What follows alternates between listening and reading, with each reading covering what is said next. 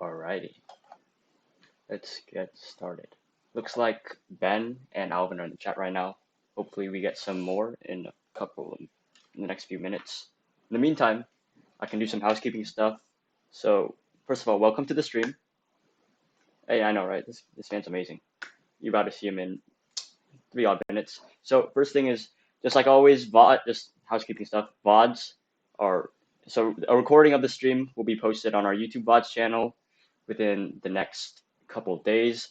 By next week, there should be timestamps completed.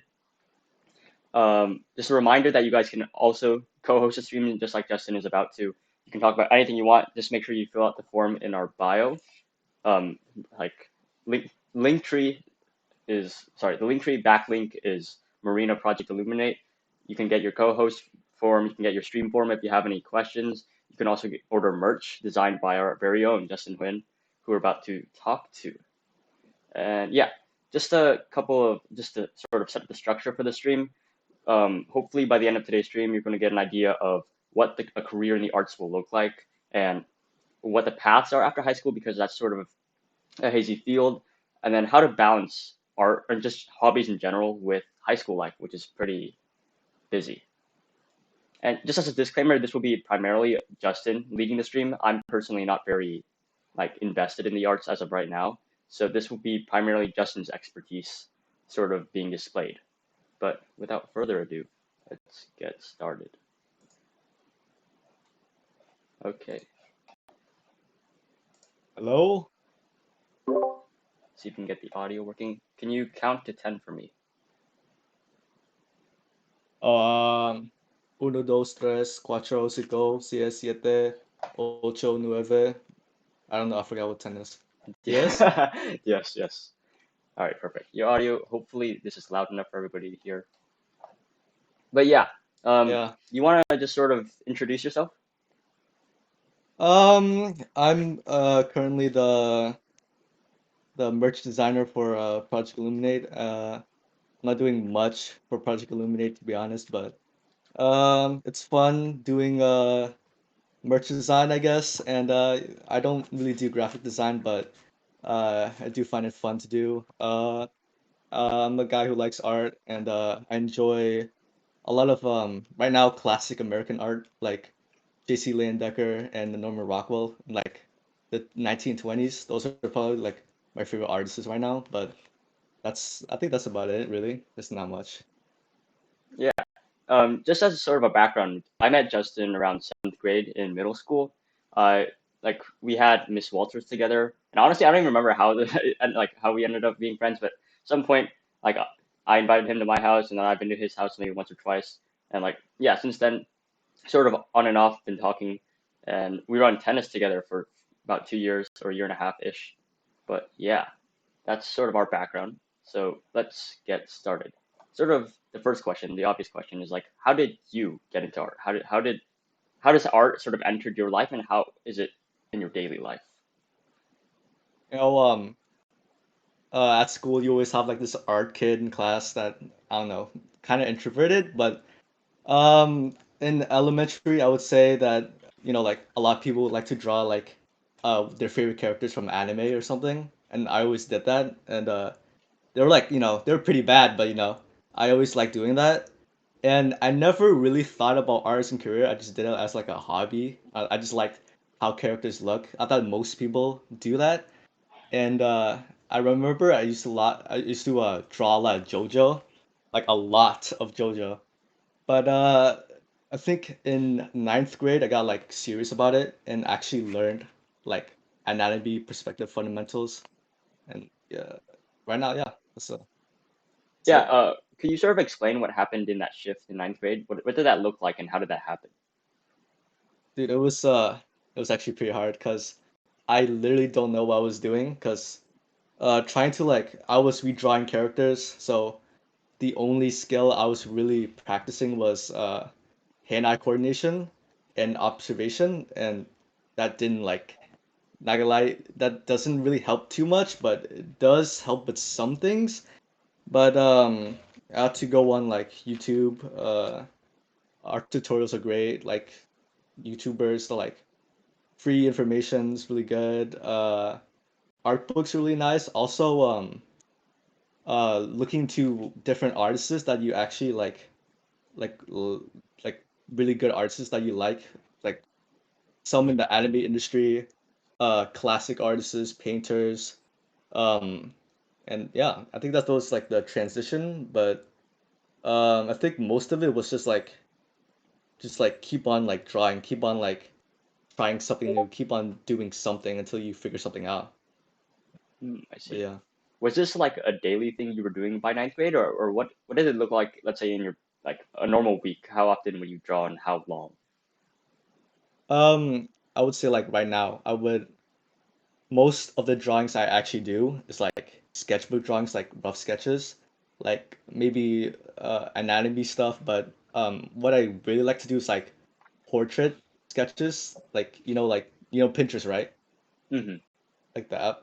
So I would just search up portraits that I like to do, and then I would just draw it, and it would really help on observation skills. And I would, I mean, I just enjoy doing it, so I'll do it like about close to an hour. It kind of depends on how much homework I have, really. But on the weekends, I like to start on like bigger projects. Like I do more digital art, and it's like super fun painting something like that. And it's either like fan art of a character I like, or maybe something original. But yeah, Interesting. So like I personally pursue some hobbies of my own, and I sort of find it difficult sometimes to not necessarily find the time. Like there is the time, but it's just to like set aside that time for that purpose. Like I'll find myself just like, oh, I want to develop this hobby, but like this other thing came up, and like, oh, should I sacrifice my hobby for this? How does that sort of come into your life? Like, how do you sort of fit art in and like actually allot time for you to make progress on your stuff? not gonna lie. If you want to like pursue your hobby, it's like a lot of time crunching. So I did sacrifice like a lot of like other things that I do. So like it was like it's kind of sad because with better time management skills, which is something I don't think I have. I could probably do like balance like music, arts, like academic, sports, or whatever. But sometimes you have to like sacrifice some things if you want to get like really good at art. Um, I had to quit like piano for a while, which really sucked. And I don't really do tennis, but that wasn't because of art. That was just like that was a band thing. But yeah, you do have to sacrifice some things, but I don't think it's necessary. It's just generally a time management skills, um, but just gotta be good at it. It's gotta be good. Yeah, I don't know how, but I somehow forgot that you played piano in your band. Is there any relation between like your sort of interest in like digital art and also like band and just music in general? Is there any correlation or anything with that? I maybe I don't know. I haven't thought about that, but if you look at certain anime like from Ghibli, it's a heavy emphasis on like art animation. It's a peaceful, nostalgic style, and then the music by Joe Hisashi plays a huge role in like conveying story. And I do believe that art and music is like very correlated. But my interests in music actually does inspire my art a lot because like when you draw then you have to listen to music like we're gonna do. But a lot of the stories I try to come up with, or characters or whatever, or maybe art style even, come from like the music I like folk music, rap, maybe R&B. But yeah, they do correlate surprisingly. I didn't realize, but yeah. Hmm, interesting. Yeah, so we sort of talked about what art looks like in your day-to-day life. How did you sort of figure out like this is what you want to do in the future? Because that's sort of like a difficult decision for a lot of people. Yeah, I would imagine because I started thinking about it in like sophomore year. Like I didn't want to go to an art school, but like maybe a state school and major in something like art, or maybe just doing it as a hobby in the future, but like when I grow up, like what am I gonna be? Like I don't have a particular interest. Like wait, what do you want to be, Dylan, when you in the future? That's Let's something say. I'm still thinking about, to be honest. Yeah. Stuff. But like I would imagine like I wouldn't I don't wanna put words in your mouth, but You're good. You can that's the you can say it. thing.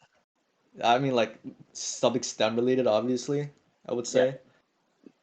that seems pretty. Yeah, something that would make the big bucks, I would imagine. I mean, if you want to go into something like art, then money is not a motivation. That Mhm, cannot be a for sure. motivation. Because like, I want to tell stories. I always wanted to like, I'm inspired by stories, and I want to do the same thing. But huh, going to like think about like art as an like actual career is like I don't want to become like an engineer or a doctor or I don't really see myself being like that. I do see myself becoming like a teacher or like someone with a communications major or something like that or I don't know, but it's just like I don't know, it's just like a heart, it's like a feeling, but I do like really have to like I had to I don't know, I just had to think about it, but um, sophomore year, I wanted to do art as a major, but like at a public school, not a art school. But I realized that I kind of want to go to a art school because um I know many artists online and I kind of idolize them, but I kind of like see where they went to school and I get inspired and then I do more research on it and I kind of find it worth it at the end, but it really depends on, financial situation and where you live and why you want to go to college in the first place. Because if you want to go to an art college or learn art and to get good at art, it sounds a bit counterintuitive, but that's not really the reason why you should go. The reason why you should go is probably like networking and finding mentors, teachers that will help you along the way. But yeah, Yeah, you touched on a lot of, I think, really important topics in there. Just to sort of, at least what I wrap up and what I not wrap up, but sort of summarize what I think I interpreted from that. Just sort of the idea that you need like this is not something that sorry, there are a lot of factors to take into consideration. Like for art in this case, money is something that's very like sort of a big topic when it comes to art because it's not art is not something that you would consider a stable career. Like even if you become like a top tier artist, like that is not a guarantee at all. that's true. Yeah. So just sort of the idea that like you need to take into consideration everything and you sort of touched on this idea that sounds similar to passion, but I've sort of noticed that like this word passion sort of feels like it's used so often that it sort of loses its meaning. But it does feel like there's this idea that like there's some pull for you towards this idea of like making stories, of like putting these stories into like visualization, something you can actually see. And that was just something I sort of picked up and thought was interesting. But just to sort of follow up, I think the idea of like financials of art, how did you sort of, because for me, like I'm sort of an anxious person. I think about things a lot. So the idea of having a career that is not financially stable, that's really tough for me. So how do you sort of deal with that when it comes to choosing art? I mean, I think I don't know. I'm a bit cynical, so I think that I'll probably be broke as anyways. So might as well be broke and happy. That's my philosophy and things, but I could be wrong. I'm probably wrong, but that's how I think. So money's just not at all a consideration because Like, kind of. I mean, like I, it's just like I don't see myself doing like I don't see myself as a like what I said again, like an engineer or a doctor or whatever. But you know, it's just money is important. I'm just gonna say this, like you need money, and it'd be kind of dumb saying that I don't need money. I do need money.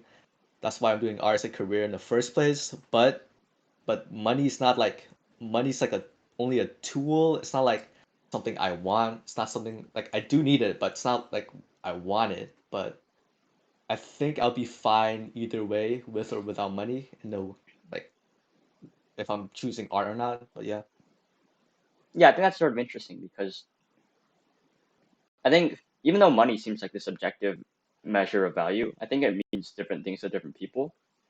And like for me, money is more so like I don't really care so much about the actual material gain as opposed to the actual just security of future because when I feel anxiety, it messes with everything in me. Like I cannot function as a human being if there are anxious thoughts in me. So like for me, money has to like I need to have at least some semblance of security in the future. Otherwise, I can't function in the present, which sucks. And like it's something I'm trying to yeah. deal with, but like I don't know how. Like to me, it feels like the best way is just to ensure that money is like at least like doesn't have to be a lot, but it needs to be like stable and consistent, at least for me.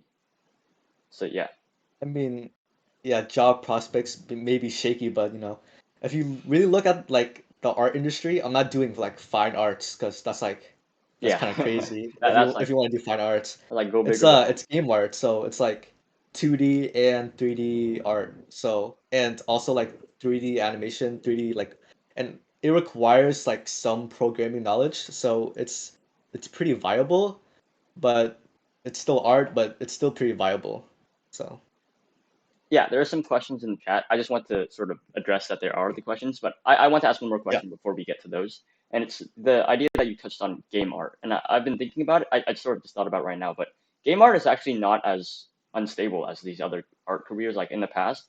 Like I would say maybe 20, 30 years ago, art like as a career wouldn't it's not as big as it would be today. Because I think like games, they're Totally. like huge now. Like so like if you think just like Riot Games, Riot Games art is just unbelievably good. Like and like it's not like something that they sort of sell the art or anything. Like this is just something that they use to sort of almost advertise their work, and it's sort of it's like growing. Like it's actually something that I could see as like a staple of the industry. And yeah, so do you have any thoughts on that? Like just like how it sort of is? So I've seen a lot of interviews about people of artists working at like big industries and see their perspective of it.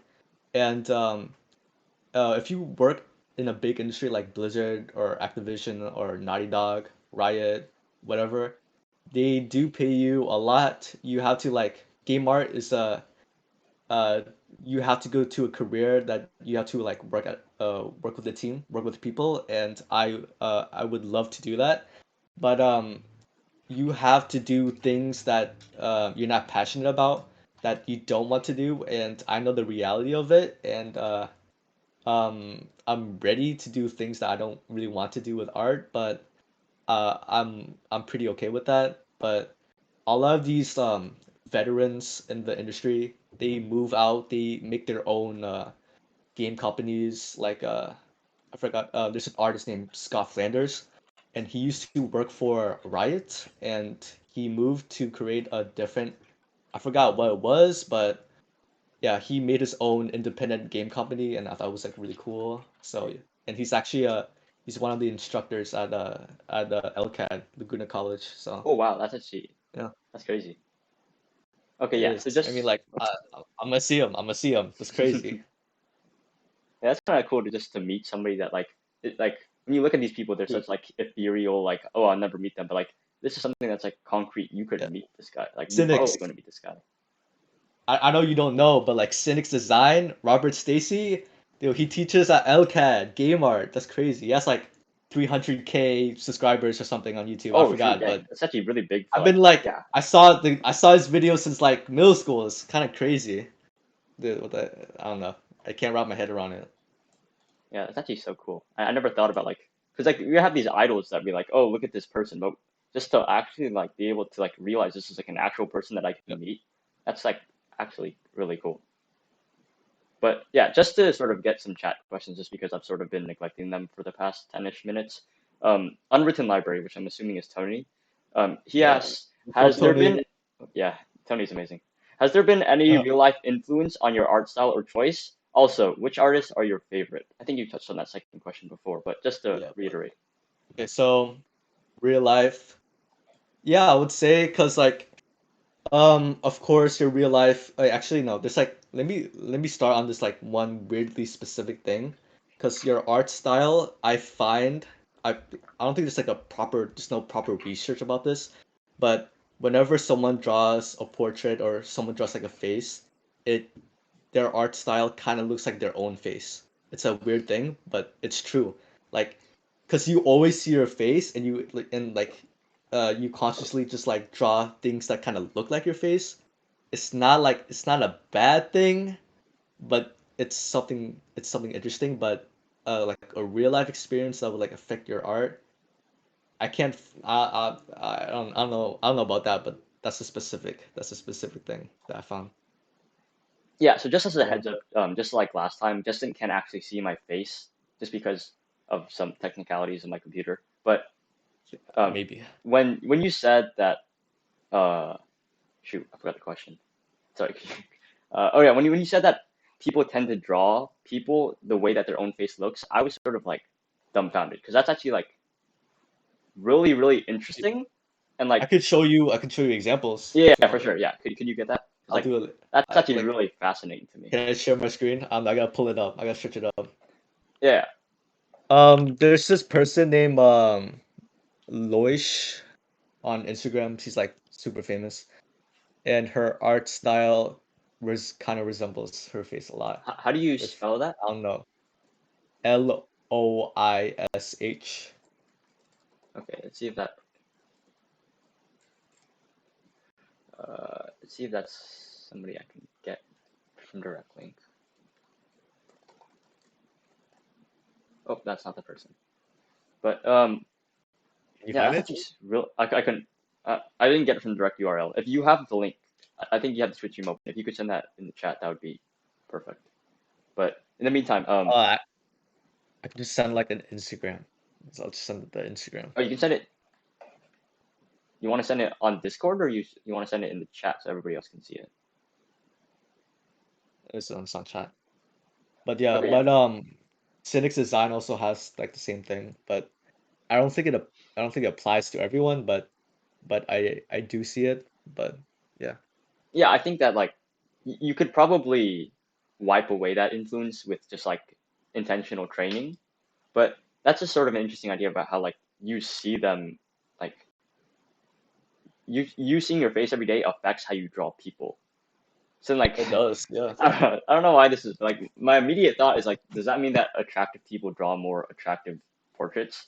I don't I don't know. That's just like really It interesting. doesn't correlate 100%, but you know, I know, I know, it but has some I, influence. It has that was some the first influence. thought that just came to my mind. I'm like, that's really interesting. It's kind of weird.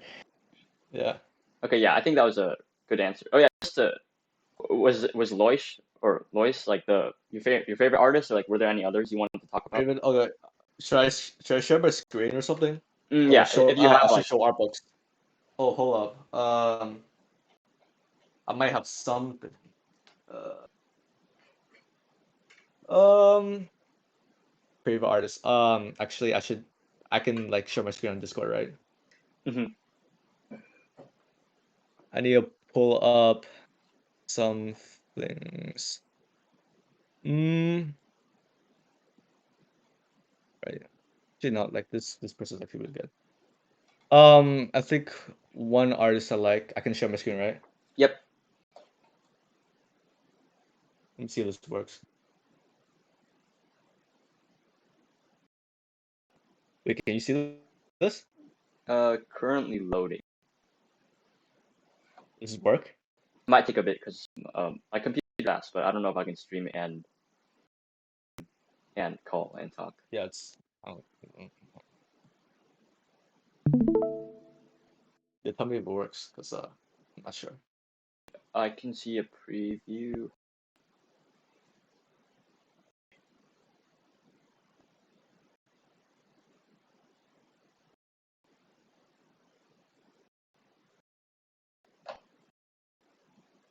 Bro, you're the mic stack. Is it my static? Uh-oh. It's not that bad. It's not that bad. I can show like art books I have on my webcam like right now. Okay, it showed for like half a second and then disappeared. Oh, it's coming back up. Okay, if Okay, it yeah, we doesn't can see work, it. I'm not doing it. Oh, All right, I'm okay, yeah. I'm No, no, no, I'm oh, gonna abandon the no, idea. no, But it just showed. what? What? No. Bruh, that took Uh, like a solid minute. okay, you can try again, or you can just use you can show Yeah, the art book. but It's okay, fine. so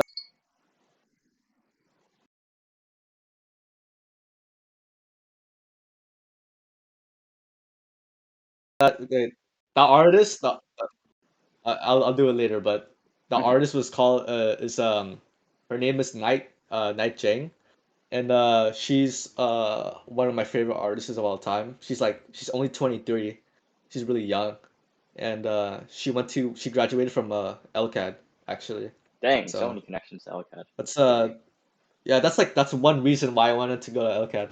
It's like dude, like the connections though, Yeah, the networking. it's actually a pretty famous school in California, Oh wow, surprisingly. and it's pretty So close yeah, too, right? Something like 20 minutes away, or no? 35. Oh shoot, my bad. Take it or leave it. Well, it's not that bad, really. Oh, there's a book I have. Can you see this? Is that an art book? Yeah, we Yeah, can see it's it. by Tareda. I can't show everything in this book, cause there's some nudity, but all our books have that. Yeah. Let me pull like a good one, like this. It's a pretty good one. It's a pretty good. Dang. It's Wait, so a is this like Japanese artist. is this He, printed out and then you buy the book, or like the like recreations of the it's drawings? it's literally his sketchbook, and Oh he just wow. scanned his sketchbook. So Dang. maybe do. Let me see. There's like a he drew Sun Wukong, but I don't I forgot what page that was. This is a pretty thick book, not gonna lie. Yeah, But yeah, yeah. That's actually really thick for just a bunch of drawings. very um it's very like steampunkish. It's a good one right here. Hold up. You see this? Oh wow. Yeah, yeah, yeah. The one on the left is very yeah. Man pointing, man pointing. Oh yeah, this is weird because like I have like a bunch of art books, but I don't have a shelf, so Oh, I wait, just so you have just have it a lying in stack. my room. I just have a stack, yeah, along with my a push textbook, bro. It's crazy. Well, okay, okay. This is one of my favorite. Um, do Yep, you we can see know it. if like my camera is like mirrored or not? Yeah, your camera's fine. We can see it perfectly. All right. The Skillful Huntsman. It's okay. There's a college called Art Center in Pasadena, and it's really expensive, but it's one of the best art schools in California. And okay, so these authors are students from Art Center, like uh like not a few, like a maybe like a decade. They're old now. One of them worked on art for Big Hero 6. So Oh these are wow. like Yeah, people Big in Hero 6 was Disney and stuff amazing. like that. It's like, oh my God, the art. It's like there's an artist worked for Disney named Jin Kim. So he worked for Disney in like the 90s and until now, and his art is just like it's good for animation. I'm not into animation, but yeah, I love him. But this is a pretty practical book in concept art. It really shows you like like thumbnail sketches and how you can like design a character from like ground zero to like something fleshed out. It's a really I need to pull some things up. It's like a lot of oh, it's like a lot of separate Oh wow. character. It's very practical. It's something that you need to do in game art, but this is also like entertainment design if you wanna do TV shows instead. But I need to pull up like it's very detailed too. Like it explains the artist's like thought process and design things. It's really cool. Here's like one big, like one huge Oh whoa. setting piece. But that's actually like that So looks like like it would yeah, be like in an animation, like a game. That's actually so cool.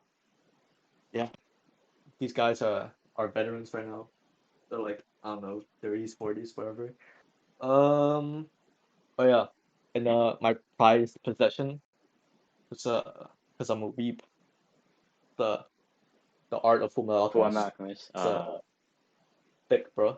It's Oh thick. my God, wait, are those like is I that got just this full of recently. drawings? It's am I holding it upside down? No, it's just I think your camera's Uh, mirrored. uh doesn't matter. But yeah, you get it's just art. Okay, so one of my favorite artists, makeup artists is Hiromu Arakawa. She drew, she's the author of Fullmetal Alchemist, and I love her to death. She's actually one of the main influences, the main reasons why I actually want to do art as a career, because she really influenced my life. So, everything I owe everything to her. Not gonna lie. Damn, It's that's also a book that it's another Hiromu Arakawa art book. It's her other manga, Silver Spoon. This is imported from Japan, so oh my God, I got damn, this in LA, dedication. but it's just like stills. The art is okay. It's just that the story is just profound. I mean, dude, you gotta watch Silver Spoon, man. You want like a synopsis, Yeah, sure. Let's get a brief summary dude. or intro. So like, okay, this middle schooler. He goes into high school and he doesn't know what to do with his life. He doesn't know like what he wants to be in the future. Mm, And he's a kid who really struggles with like academics. Like he's smart, but he stresses out too much about I see. like getting better grades, getting higher grades than like his Hmm. peers, and he doesn't know what to do with his life, and he runs away to an agriculture high school, a high school for agriculture, Oh, and he learns like life lessons and all that, but like it's just really inspirational. He learns about like what it means to have a dream and like what's really important in life. It's like I don't know. It's like yeah. I found that like it's actually whenever I try to like summarize like a good movie or like a good like series, it's really hard to capture it. Like when you when you just told me the summary, it doesn't sound very unique. It's like your typical dude, like typical middle yeah. schooler It's doesn't know what he's very doing. Yeah, it sounds it's really kind like of basic. normal, but like sometimes like the most normal things when the art is like really good and like you line it up with like really good music and like the storyline and the plot and the character development's all good, it creates this like powerful, just like it's just so powerful. But like Yeah, when you try to like reduce it to words, you don't yeah. capture it. Dude, but the thing is, literally, the main character Yugo Hachiken, I can relate to him on so many levels. It's Mm. literally like how it's like she knows me. It's so weird. Ooh, Like I never had that. Like having a character that's so relatable that I felt like she knows my life. And it's just I don't know, she's a genius. that's deep. I love her to death. Classic. Classic. Uh yeah. Dang, that's so deep I actually. do Like, have an LCAD book. oh, you do? Wait, you have a book for? Whoa. What does that? What does that even mean? What's an LCAD book? The LCAD 2021 to 2022. It's just it advertises the Oh, school and I I pick thought it it was. up. Is there art in it or is it It was just free. a This booklet? this art, this art. So, just look back. It's all blue, it's Oh, all there's art art. and stuff. Um, I'm really like I only look at the game art stuff because like that's Yeah, the makes thing. sense. We can talk about the major later because I heard the game art instructor at LCAD talk and yeah, she sounds nice and I need to find it first. Uh, uh so this is one of the spreads. It's a lot of environment stuff. Really pretty, Sell the school. But yeah. Hmm. Interesting. Is there anything else? That was. There's another I'll chat put question if you're ready to take it. yeah, let's do that. Let's do Yeah. that. So, oh my Windy. I'm assuming that's Trevor. they ask, do you ever feel discouraged whenever you see someone else's art and think that their art is better? I feel like that's just this is not. I think this is you can look at this on like an art perspective, but also just in general. When you look at somebody and Yeah. like you're like really passionate and you want to do this thing, but somebody else is just better. How do you sort of deal Yeah, with it's that? like similar with like academics and like sports and stuff. I deal with a lot of that, but um I of course I feel discouraged and deep down, but I think it's important to not take it as discouragement, but it's like, oh, this person can get to this level, which means that I can also get to this level, and I find that inspiring in some sort of way. Like I admire artists. I don't like I don't want to like actually I need to word that differently. But it's like you look at artists' work because it's so good, and as an artist I feel like I could be that level someday. And I do feel discouraged, but it's just like I don't dwell on it. I don't like dwelling on it, but I gotta be real sometimes. But it's just like people are good at different things. That's how I think of it. Like if you're like good at animation, then you're good at like anatomy, it's like storyboarding. And if you're good at illustration, then you're good at making things realistic and really pretty and very stylish. And you're good at like perspective or whatever. I'm making this up. But and if you're good at game art, then you're good at like coding, animation, programming, uh, like 3D. You're good at like you have to use like 3D engines, like softwares and stuff like that. So I believe that, but this is not like related to the question, but I believe that people are good, and like all people are like they're good at art, they're good at academics, whatever, in their own way, and I think people should own up to that. Yeah, I think that response was really good. Just to sort of like flesh it out, I think so. What I sort of saw in your response was like there's like three main answers, like three sort of aspects to it.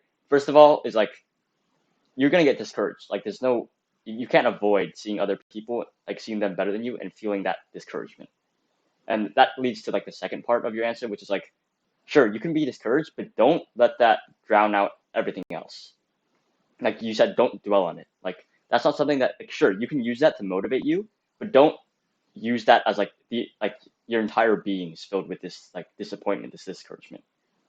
And then sort of the third part is like the idea that like if somebody else can reach this level of mastery, that means it must be possible, at least for me to at least get close to that.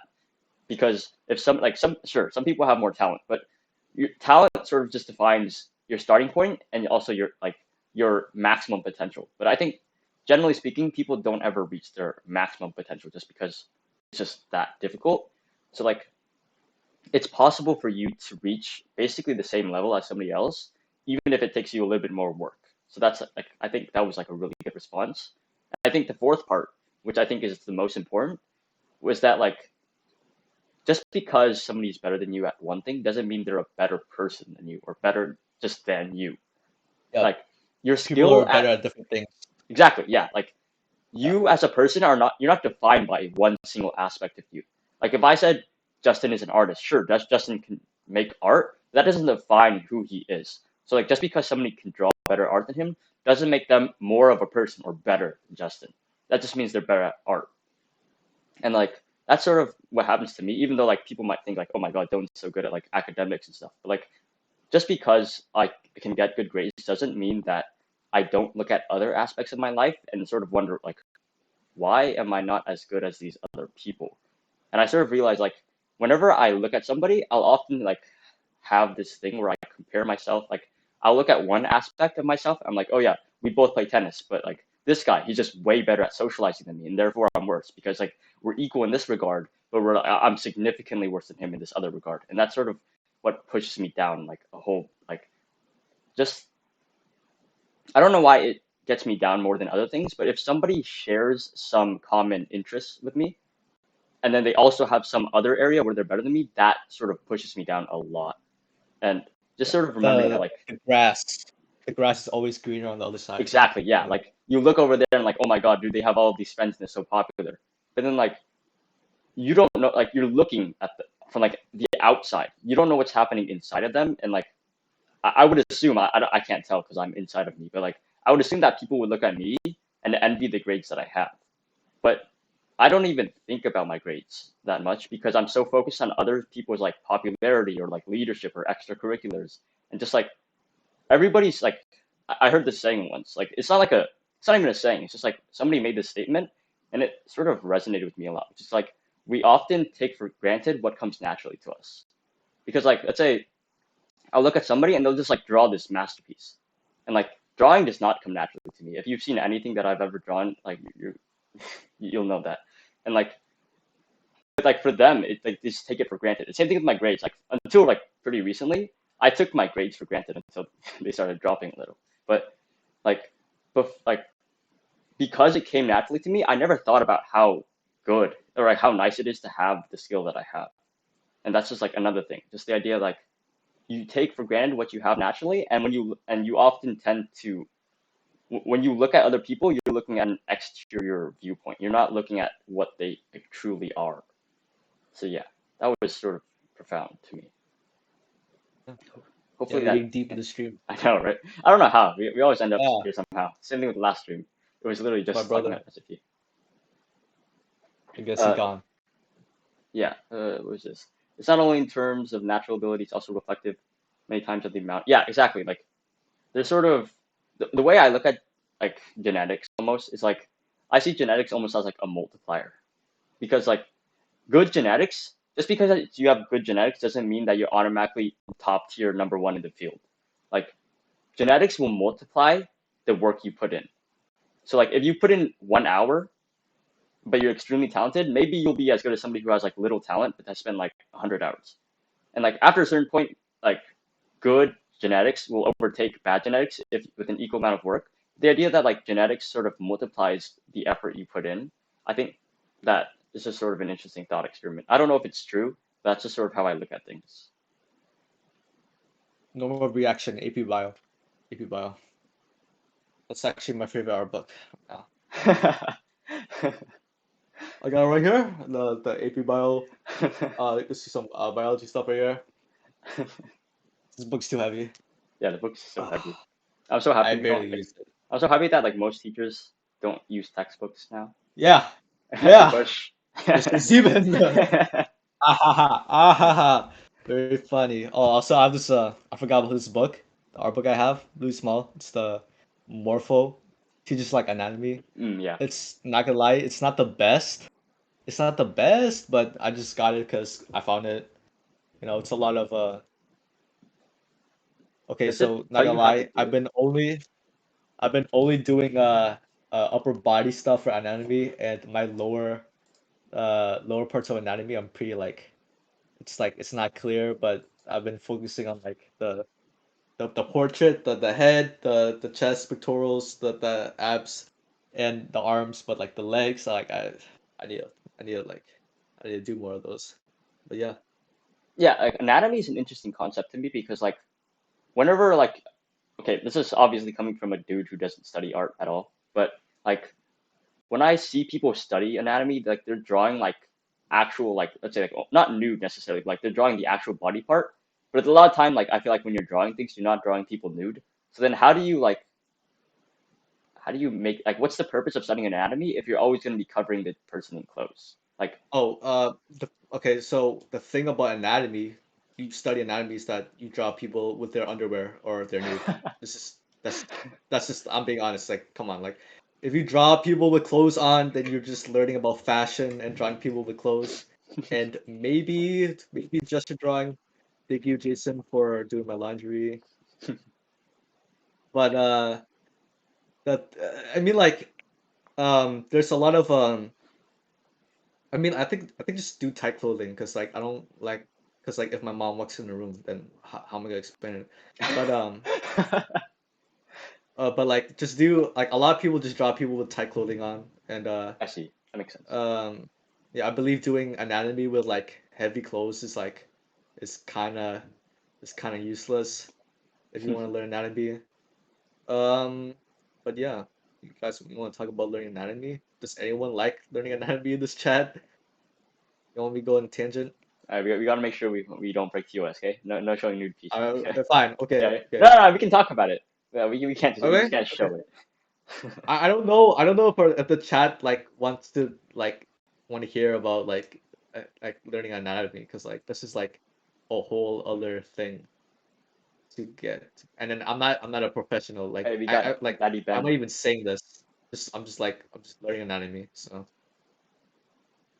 I hate people. I I hate think. people. I hate. Okay. Okay. Call me sometime. On my wedding. We should have a date. I don't know. I'm free this weekend. I'm free this weekend. Anyways, I shouldn't be doing this, but all right. Do we have another question or Okay. Doesn't whatever? look like we have questions, but we did go off on a massive tangent. So we still have a lot of questions Yeah. like in the outline. So if people want, okay, yeah, I think we're just gonna continue with the outline, and if anybody has questions, you guys can continue to put them in. Like these questions are honestly like amazing. Like the questions you guys are posing to Justin are eliciting much deeper and better conversation than the questions that I'm probably going to ask based off of just like outline stuff. So if you guys have any questions, please ask them because they make the stream just that much better. So yeah, if there aren't any other questions, let's keep it going.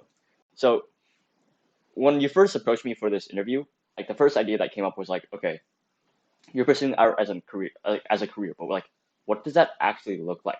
Because like society like pushes us towards like, okay, you go to high school, then you go to college, then if you can get a master's if you need it, then you get your job. But then like art is like you can do that, but there's also so many other different pathways that are like equally viable. So like what does that look like post high school? Because I think most artists end up going to high school, but after that, I think it varies. Oh So yeah, what, for sure, for sure. Um, do you think do you think screen sharing works? Because like this is like I kind of have to screen share this, but okay, yeah. So screen share and is it talk better? while it comes up. It'll take a bit. Um, let me see.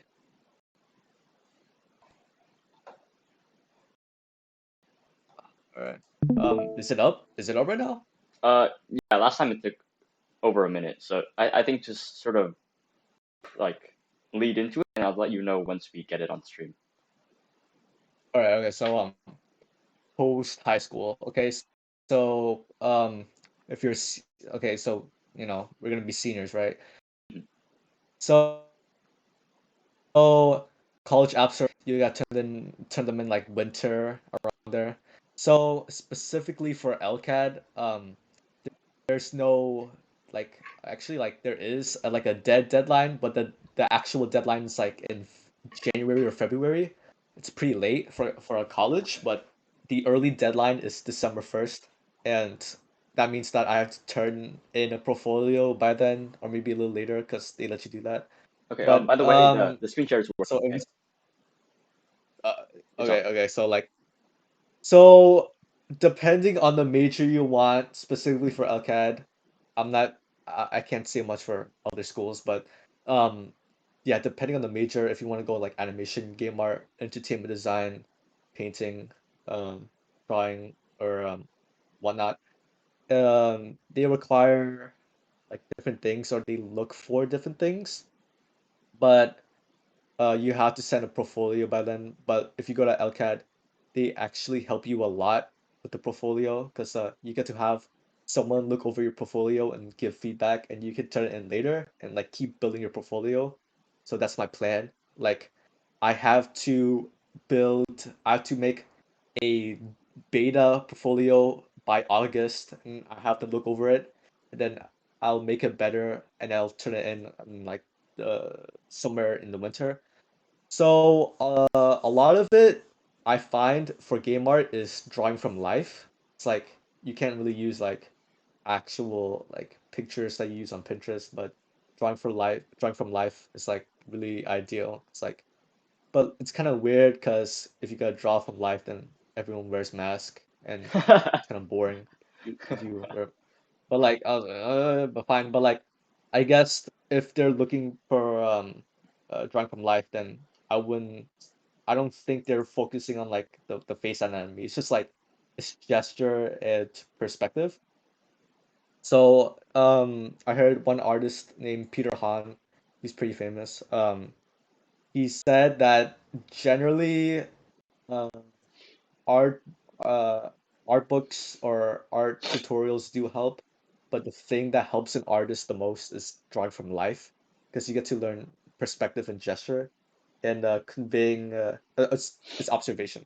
Observational skills is like one of the most important things to have as an artist. But so for game art, so let's see first is observational work, which the game instructor at LCAD, she said that that's the most important, so it's the most important. And yeah, so it's like yeah, self portrait, landscape, still life, you can draw like or baby paint. Yeah, like I gotta talk about like the format. Like you can do both digital and in your sketchbook or painting, but I heard that it's preferable if you do a mix of everything because that shows that you're good at like painting in real life and digital and you can sketch or you do charcoal or whatever. But yeah, but if you want to do a career in art, then it's you should do AP drawing. That's very important that to do AP drawing. But what's weird about my situation is that I'm in art one right now, and then next year I'll be in AP drawing, Oh, so but I'm that'll be too skipping late. like Oh wait, what? essentially art two and art. That Interesting. that that technically would be too late, but um during the fall and during the fall I have access. Like think about it, I have access to paints, all the paints I want, all the Ooh, yeah, true. watercolors I can do, canvases, and I have a good relationship with the art teacher right now at Marina, but Mr. Dowdell, he's cool. Um, Oh yeah, okay, I know who he is. okay, so yeah, so next is like life drawing. So what I said earlier, that you can, yeah, emphasis on dynamic poses, silhouette. It's just gesture. Like they want to see you like convey gesture with like the fewest lines that you can. It's clear, gesture is clear. Um, and also like its accuracy in a way, and that also comes with like knowing anatomy. Because come on, like you have to know it. Um, it's also then it's like visual development work, concept art, which is like the most interesting. I think it's like the most fun that you can do on the portfolio. So it's interestingly enough, if you can see my webcam, then I'm gonna pull this book up Hold up, again hold up, hold because up. it's a Give me a really second. good book for concept art. I can The switch to your Skillful camera. Huntsman, All right, yeah. right? Mm-hmm. The Skillful Huntsman. So I already showed this book earlier, and then it shows like I'm not sure. Wait, uh, yeah, this is a good page. So you can see like this is basically like the conceptual work at its peak as a student. But a lot of thumbnail sketches. I'm gonna pull up like an actual page of thumbnail sketches of a character. Like, yeah, this is a pretty good, one. If you can see that small drawings, thumbnail sketches, just creating ideas. In the portfolio, instructors or admission officers or whatever, they want to see you like don't put like finished works in. Like they want to see Oh, the process. Like wow. especially in concept art, they want to see you like problem solving. Like you create like you try to make a character for a story or whatever, or it can be anything, and do tiny thumbnail sketches, draw silhouettes of them, and draw multiple like in a row, be like efficient, and they want to see that, and they want you to get from the thumbnail early stages to like end goal of like a um ideally a fully rendered character or maybe like half rendered because like come on and it's just like they want to see you like how you problem solve. I think your portfolio shouldn't only be drawings. It should be also notes about like information about the character and like what influences that what influenced you to make that specific character. Also, what's really important, it's not just character, but environment is also really important. It's like it's game art. You do some game design, so it's important to like draw or figure out maybe like thumbnails. Like I don't have a specific example of it, but landscape thumbnails when you make hold on, I think I might have actually I'm not gonna show it, but um this you draw like a tiny box in your sketchbook and you try to draw a landscape of like a mountain or like a city that could work with your characters, and you're making like a whole story, and everything kind of like everything's in a bubble, everything works. Like they like seeing that. Let's move on to environmental pieces. This is like it's what I said earlier. Like interior is like drawing your own room. That's like basically environmental pieces. I see like a lot of artwork actually in AP drawing. I see a lot of students draw a lot of environmental pieces of their room or bedroom or whatever. And I don't have a lot to say about this, but it's just, oh, actually no, I do have something to say about I gotta get my LCAD LCAD notebook up. Um I got. Uh so environmental design is like visual storytelling. Like games, they're visual storytellers. So landscape, like you gotta like paint something that sets a mood, that tells a story. Like for example, if you create like a room, like a like a cubicle, like just a cubicle, like a chair, desk, and no people and nothing else, and that's kind of boring. That Hmm. doesn't tell a story. But what's good is that you draw a cubicle and you draw like coffee spilling and Yeah, papers exactly. Like flying, and dynamic uh and also like yeah. and then like the lights don't have the lights work. Like you tell a story with like they want to see that, all right? So this is the storytelling that you can get. And not gonna lie, the last okay, actually no, that's not the last one. Storytelling illustrations is basically storyboarding. Like Oh what you wow, really? do, like it's like a comic strip. It's like you have to tell like a sequence of stories. Like for example, you can have like it can be like very conceptual. You can have like for example, like you can draw out like an argument or like a gunfight or anything. It could be anything, but it just gotta make sense, really. I don't Hmm. have a lot to say about this, but the last one is 3D submissions. This is a weird one because game art you do learn 3D, but the game instructor, a lot of questions about this when I went to the open house at LCAT, that they don't you don't need to learn 3D at all to Oh, apply for game art, which is interesting. Like I didn't know that. whoa. So they don't. Yeah, it's like they teach you everything about 3D. They use 3ds Max, I believe, Unity, Unreal Engine, and they use ZBrush to sculpt in 3D. But they don't require you to learn anything about 3D. So a lot of the portfolios that I've seen has no 3D whatsoever, and that's just okay. So I don't know why they have it here, but yeah, that's about it. So the portfolio. Dang. That's honestly I did not realize how comprehensive the application for an art school is. Like when you compare it to like The a generic essays don't. huh? Yeah, because like they have essays, right? College essays, Yeah. dude. Laguna, they do have a college essay, but that doesn't even matter, bro. Like Yeah, it's like people it's like like complain about ninety nine essays. percent. Yeah, it's 99% portfolio. Yeah, I realize. All right, Yeah. but they do help you, so that's nice about LCAD is unlike other art schools, they really help you make your portfolio better, so you can Mm. get in. Yeah, that's crazy how much. Like I was just thinking like, oh my god, in a couple months I have to fill up like a whole bunch of essays. Like you have to literally create a whole portfolio and do essays, and you got your generic college app stuff too. That's crazy. So yeah, I think that Yeah, about yeah. hmm? So yeah, I'm not only gonna apply to LCAD, like I'm gonna apply to like the UCs, but because I'm Asian, but yeah. Yeah, like on that, like, are you gonna apply to the UCs like with the like? Is there a world where you like go to the UCs like like over LCAT first of all? No, right? Maybe, maybe. Really? I don't know, but maybe. UCLA, for example, Mm. has one of the top animation schools actually. They're well known for animation.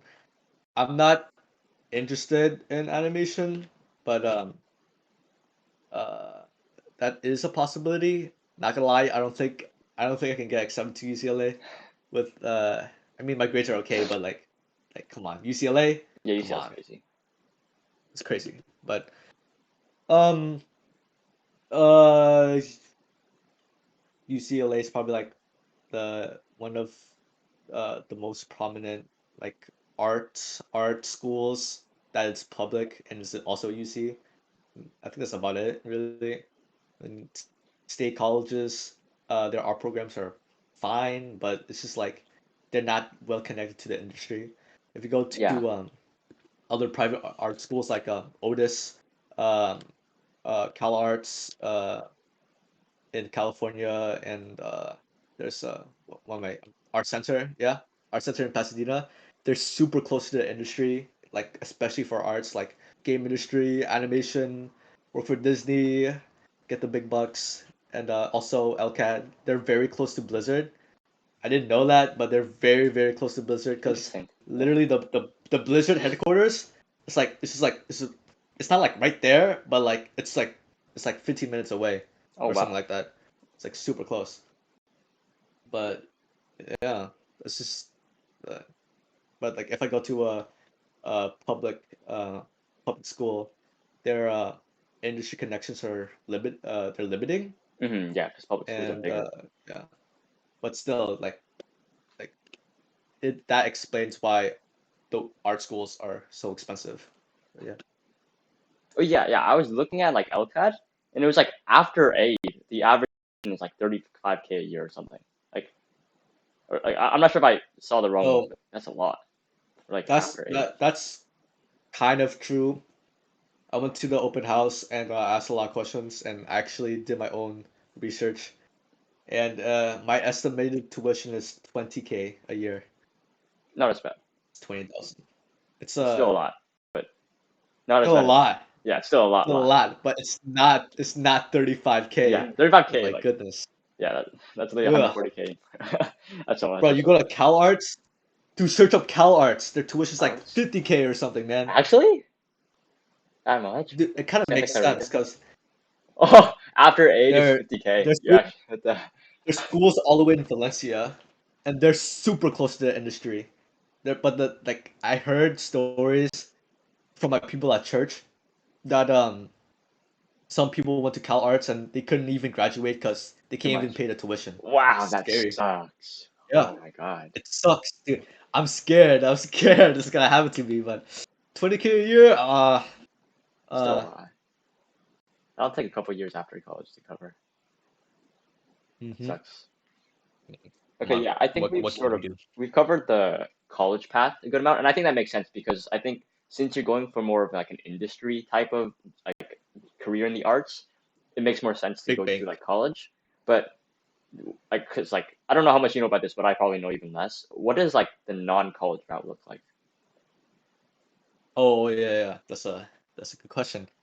Um, so if you don't want, yeah, cause not gonna lie, a degree in art is not a lot. It's Yeah, all about definitely. like your portfolio. So, but the thing about not going to a college or school of art is that finding a mentor, or getting Mm, internships is a connections. lot harder. The connections is like you gotta find those online, and those can be kind of awkward because Hmm. you're not gonna lie, you have to build yourself up from like a zero to a hero.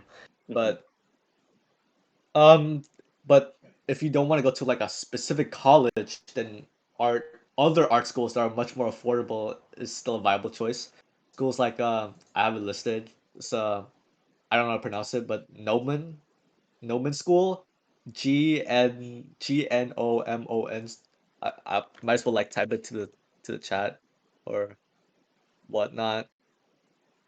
But like that school is it's all the way in LA area, Hollywood, LA area, but they teach you a lot of 3D stuff and it's a lot cheaper. But it's like a workshop style uh school. It's not like they don't really like they do teach you, but it's more of like do the work stuff. But it's kind of same, but as art schools, but and community colleges, you can go to community colleges for like something like game design or learn 3D animation. Still good. Haven't done too much research on community colleges, but they're still viable. Um, Also, our courses online. Like some of them are like if you want to buy like a really good one, it's like $300 or 400. It's that you have to do all the learning like almost by yourself, but our course is like Proco. Um, they offer like really good art. Like it's like anatomy and perspective. It's a lot like fundamental stuff, which is like super helpful. And I wish I did them, but I don't have money right now, Yeah, and my 300. mom won't let me. But what else? Yeah, art, yeah, like online courses. Um, but yeah, that's what you can do. But it really depends if you want to go to a career or just want to do it as a hobby. But I find if you just want to do it as a hobby, then you shouldn't really pay too much for art Exactly, yeah. unless you want to make it like a living out of it. Then yeah, pay some money, because like nothing in life is free. But yeah, Yeah, so when you were answering that, I sort of noticed like I just want to clarify something. So is like so you said that like an arts degree doesn't actually mean a whole lot, which sort of makes sense to me. And you sort of noted like it's more about the portfolio and the connections. And the thing is that I think you can create your own portfolio on your own. So does that mean you're just paying for tuition for like the connections? And if so, is that really uh, worth the cost? it's kind of I gonna lie, it's kind of true. But for an art college, what you're looking for is structure. Like, Yeah, cause yeah. really, like, do I like imagine myself waking up 7 a.m. I'm Yeah. like, I'm gonna draw Me too. for 12 hours a day. All right, dude. If I do that, I'll burn out in 2 days, bro. Like, Hmm. even though I like art, I'm not gonna do that. I'm not Yeah. crazy. Like a lie, like I think people can do that, but they're like, but I'm not like that. But it's like you gotta be real with yourself. Like that even though you're passionate about it, then that doesn't mean that you're gonna put the hard work and get good. But structure is really important because art schools, they give you deadlines, homework, they give you it's just like it's something to keep you like Accountable. in line of your goal, right? Hmm. And yeah, it keeps you accountable, and you're Yeah, paying you have to. like a Yeah, bunch of money for it. And exactly. if you're not gonna do anything, then like That's what on are you. you Yeah. doing? Like that's dumb. But what else? Structure, mentorship, internship. Art schools, they like set you up Yeah, like so for a actual career, industry experience. like internships. Hmm. Like Yeah. you can like internship at LCAD in your junior and senior year. You can internship at like Naughty Dog or Blizzard or Oh Riot. wow. Those are They like have those connections? or yeah, like for game. Like they have those connections. But a lot of LCAD, if you're a student, you get connected to the alumni, and a That's lot of the huge. alumni, they Alumni have network is huge. like yeah, like, and I heard there's a group of alumni students from LCAD created their own indie game company, and they're willing to hire LCAD students to work for them Wow. for indie games. So that's really cool. It's a game Yeah. called Outer Wilds. Outer Wilds. Most of the staff are LCAD alumni. It's an indie game. I haven't played it, but I heard about it. But Yeah, just searching it up, it yeah, looks very cool. Wait, it's yeah, critically but I acclaimed and think award-winning? Award? yeah, Whoa, yeah. it's huge. What the? I didn't know it was Most like of it. huge. I mean, like I heard people play it, but like I was pretty surprised myself hearing that from the game art instructor when I was there. But yeah, connections, that's huge. Uh, yeah, structure connection, mentorship. Mentorship's a big deal because when you go to an art school, then you can, I mean, like you have to be more extroverted, so you can have a Hmm. mentor, Yeah. and I've heard like I research other artists, look at interviews, podcasts, and the thing that I find that's like most common is like mentorship. They're the most important things. Like Interesting. connected Yeah. to someone who's like, I mean, like it's all about it's all about the experience. Like it's not about just learning. It's about connecting with someone about like art or not even art, like just like life issues. It's like something that I find like very appealing. You know? Yeah. Yeah. Yeah. So There's another question in chat. yeah, Bonnie has a Uh, question, but I want to touch on something that Tony's put yeah, after. yeah, We'll yeah. get to your question because that's also on the outline. But Tony noted how like when like whenever you learn, you sort of have this same template. You need like the accountability. You need to like you have to do it Yes. consistently. Yes. The time I investment is like forgot that. entirely necessary. Like you need the accountability, you need the structure, and then the mentorship. Like it literally lines up exactly what Justin said. Yeah. Like the Thank you, structure, the Tony. Thank accountability, you, and then Tony. also the mentor to like sure you can keep on chugging and chugging, but like if you're chugging in the wrong direction, you need somebody to tell you that you're chugging in the wrong direction. So That's true. I and then was finally gonna like the let like-minded Tony people. mention, but yeah, like the students will also keep you like they keep you in line. It's like if you go to an art school, like it's a bit of a playful competition. Hmm. It's not like it's not like serious competition, but like it makes you better and better, and it's like you're making friends, and these people that you're with are eventually gonna be like your Yeah, coworkers or like these are like the people you can see yeah, yourself like in the future. It's not like you're gonna see in the college and done. Like these people you might meet like again. exactly. There's actually like a pretty good Yeah. chance of that. And like what I sort of noted, like what came up when I read Tony's thing is that like that's sort of the same thing that I thought about because like sure I'm probably going into a more STEM field which is more like education based and that's like more of like a prerequisite for that sort of industry, but like I realized that like I can get this education like I can learn things on my own. Like I believe I have the structure. I don't know if I have the mentor, but like I believe that I can push myself to do it. But it's like do I even want to do that? Because like, do I want to just be alone in my room, staying up at night, learning about like string theory? Like, Uh, I don't want to do that. Community. Dude, community. That's like Yeah, one of the community most exactly. important That's things. like I need to find people where like when I'm down, somebody else has got to be up that can help me get up and like keep on going. Like, 'cause if you okay, like you can still find community without an art culture or school, like, Exactly, but it's but like harder. it's a It's like like I wouldn't say harder. It's like the connection is a bit weaker because you're not seeing them in real life, exactly like right? it's more spontaneous, but it's also more like frequent. Like the interaction is never like I feel like when you try to have an online interaction, it feels like every interaction feels forced at the very beginning. Like at the very beginning, it's like, oh, I have this intention to try to build up this connection with you. Whereas like when you're at like when you go to high school, you're not like, oh, I want to make friends with this dude. Or like most of the time you probably aren't. But like you sort of end up in class with them and you end up talking to them because you sit next to them and like Yeah, eventually that becomes a friendship. It's not like forced. And I think whenever you try to force a friendship, it's not really a friendship. you don't like. So if you want to find a mentor or if you want to find connections and like networking, then making your primary goal to like get into the industry, make money is not the way. It's about like it's a relationship. You're building that relationship. It's Yeah, like exactly. trust, commitment. It's like With another human being. It's not like some humans. like Yeah, it's not like some like mysterious figure that you not like kind a of just take advantage of. or like it's not like a tool. It's Exactly. not Yeah, that's something a good that word. you Yes, take they're not a advantage tool. of. Yeah, Yeah. yeah. But I forgot what I was about to say, but I agree. And yeah, so I think that sort of covers what I wanted to say with about Tony's statement. But Bonnie asked is like a really good question, which was the next thing on our list, which is like sort of your parents, but also just in general, like just a career that your parents look down upon. Because like I could How'd you probably know be our pretty script? sure, huh? How did you know we were gonna talk about this? Yeah, How but did like you if know? I ever told my parents I was gonna do art, like they would freak out. Thankfully, like I'm not like into that. Like I don't have to deal with like my parents' like disappointment, at least not now. But like Yeah. I feel like that's like a Uh, very common Asian thing, like to look down like on yeah. specifically arts.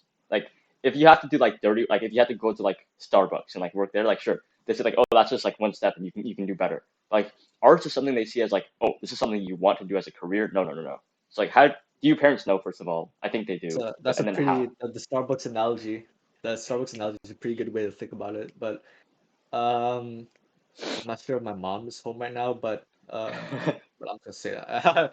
But I'm good terms with my mom because I'm pretty open with my mom, Hmm. and even though we do argue a lot, but it's I kind of see it as like a healthy arguing.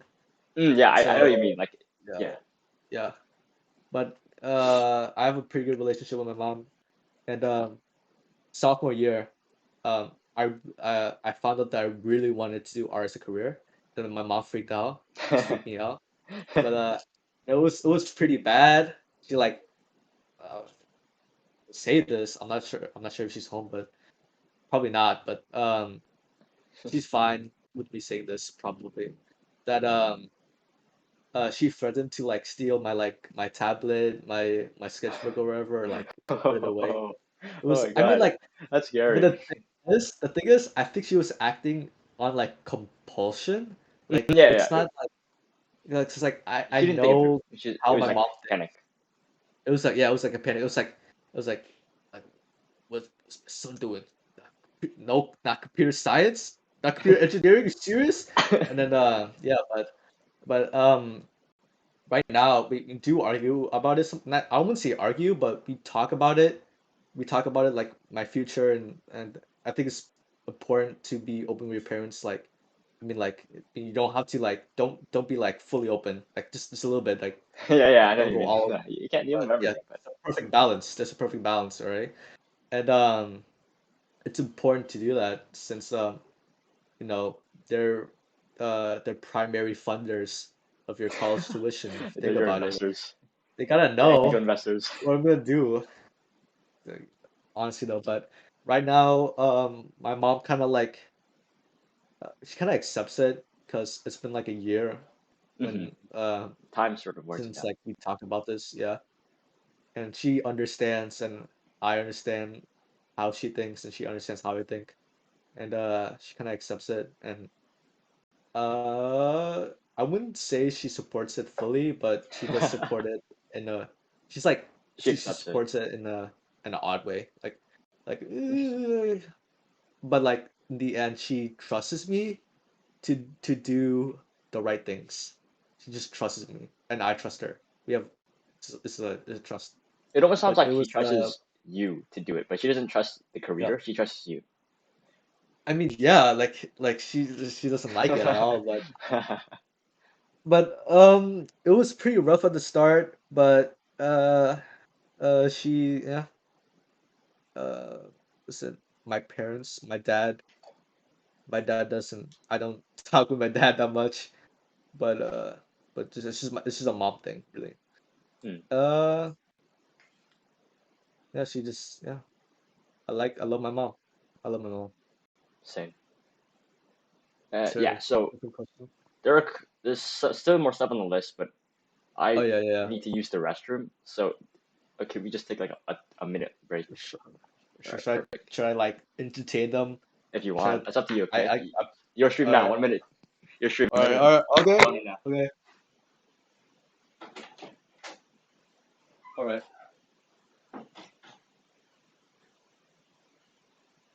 I don't know. I'm pretty bad at guitar, so don't expect much. But I don't even know if the mic can pick it up. So the mic probably can't pick it up. But I'll play. I'm not. Who called me thick? Who called me thick? PJ. PJ. Okay. Okay. I'll play American football.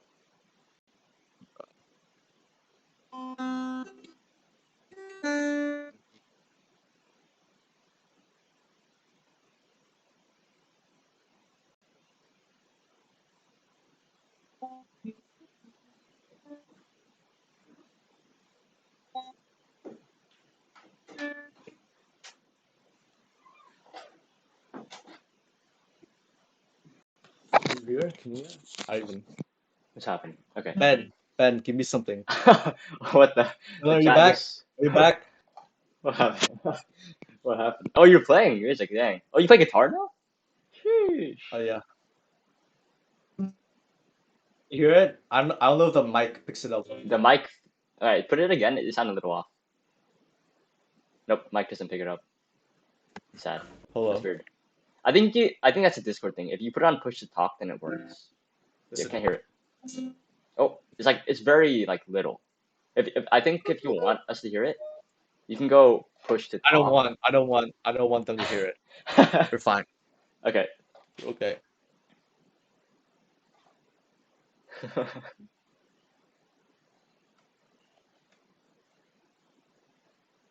Okay, Oh, yeah. all right.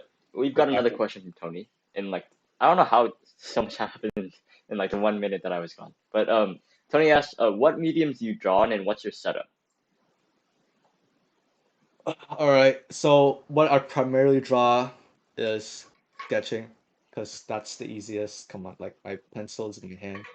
And all right. Okay. So I got this sketchbook for Christmas, so I just use it. It's pretty big. I'm used to smaller sketchbooks.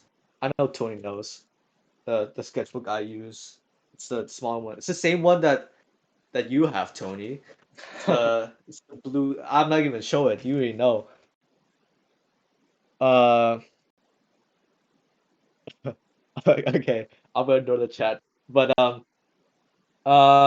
it's a lot of sketching because I find that it's. I mean, how I draw is like the most. What I draw most is practice. So I practice in sketchbooks and pulling out like Clip Paint Studio. Yeah, I use Clip Paint Studio or Clip Studio Paint, Clip Paint, Clip Studio. I forgot, but it's just a hassle for me to pull that up. So I just draw in sketchbooks. Like I practice like gesture drawing and mostly because I enjoy gesture drawing. I also enjoy like portraits because like those are nice. But I do draw digitally. I have a Gaumon and I got it for sale. It was like 400. I got it at Oh, like for 200. Super and that's nice. wait, that's huge. Wow, Yeah, massive. it's like yeah, I know, right? I got it like I got about uh 14 fif- 15 months 16 months ago, around 16 months, like a little over a year. And pretty nice. It's a like I have it right in front of me, like if you can see in the mirror, but whatever. But it's second monitor really. It's a monitor tablet. Oh wait, Like you can interesting. Wow, use I didn't realize that was it's a right in there. tablet. Like it's right. Yeah, I saw it. I thought it was just like I had no idea what it was. That's so Let cool. me show it. It'll be weird if I show it right now. You see? Oh, it's massive. Such a huge. This is gonna be really trippy, but Yeah, yeah, it yeah. is.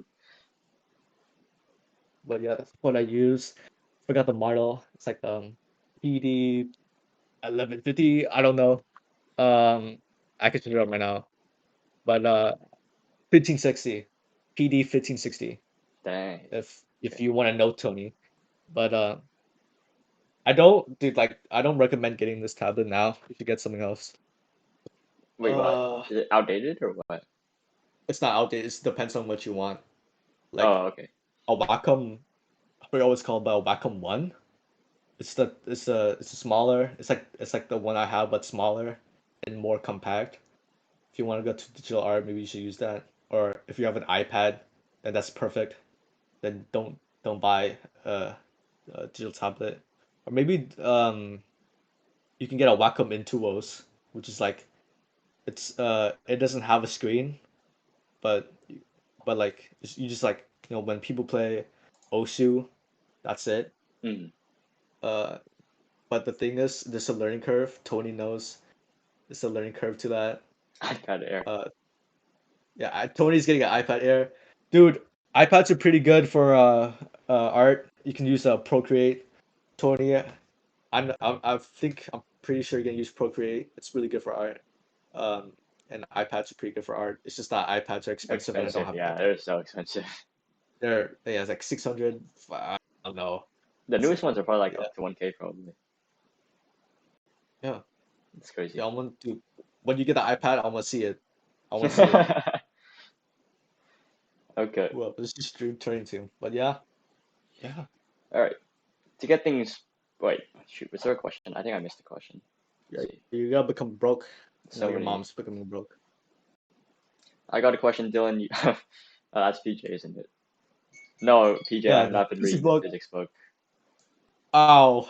Okay, wait. Wow, art stream, physics book, crazy. AP Bio, what are we doing? What kind of Oh, stream is this? what even happened to my time? Honestly, like, so my plan is like, uh, this is okay. I know this is not related, but just to answer PJ's question, I have not read the physics book since probably finals week, which is a pretty long time ago. But yeah, I've decided to prioritize. So World Quest is in 1 week, and I'm severely underprepared, so I'm studying for that. And then after that, I need to read the A Push book because I don't know why I signed up for the A Push exam. Ah, I got to read the whole A Push book. that So I'm gonna sucks. start reading the physics book after AP exams, unfortunately. So You know what that reminds me of? what? This is related actually. So how I keep burping, but excuse me, but um, this reminds me that a private school like LCAD, transferring. So people think of like transferring to like a different school, then go to an art college, but you gotta do your research on that because sometimes transferring is kind of useless. Because if you go 2 years to get your GED, your general credits, Hmm. and you go to a private art school like LCAD, I think but it's different for each school. But if you go to LCAD, those don't really like matter because you start at LCAD at the major you want to be. So the GEDs do count. Uh, I don't really know how it works to be honest, but uh, day one at LCAD, if you go to LCAD freshman year, day one, you don't do GEDs.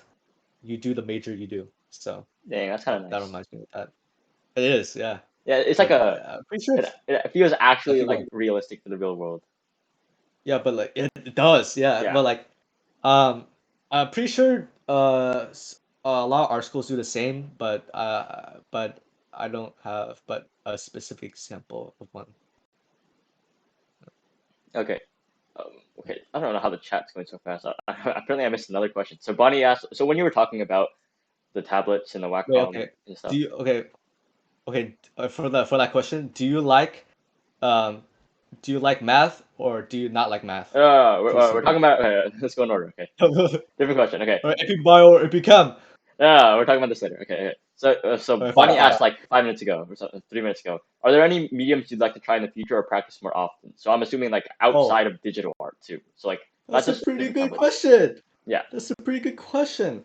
Art one. Yeah, I'm in art one.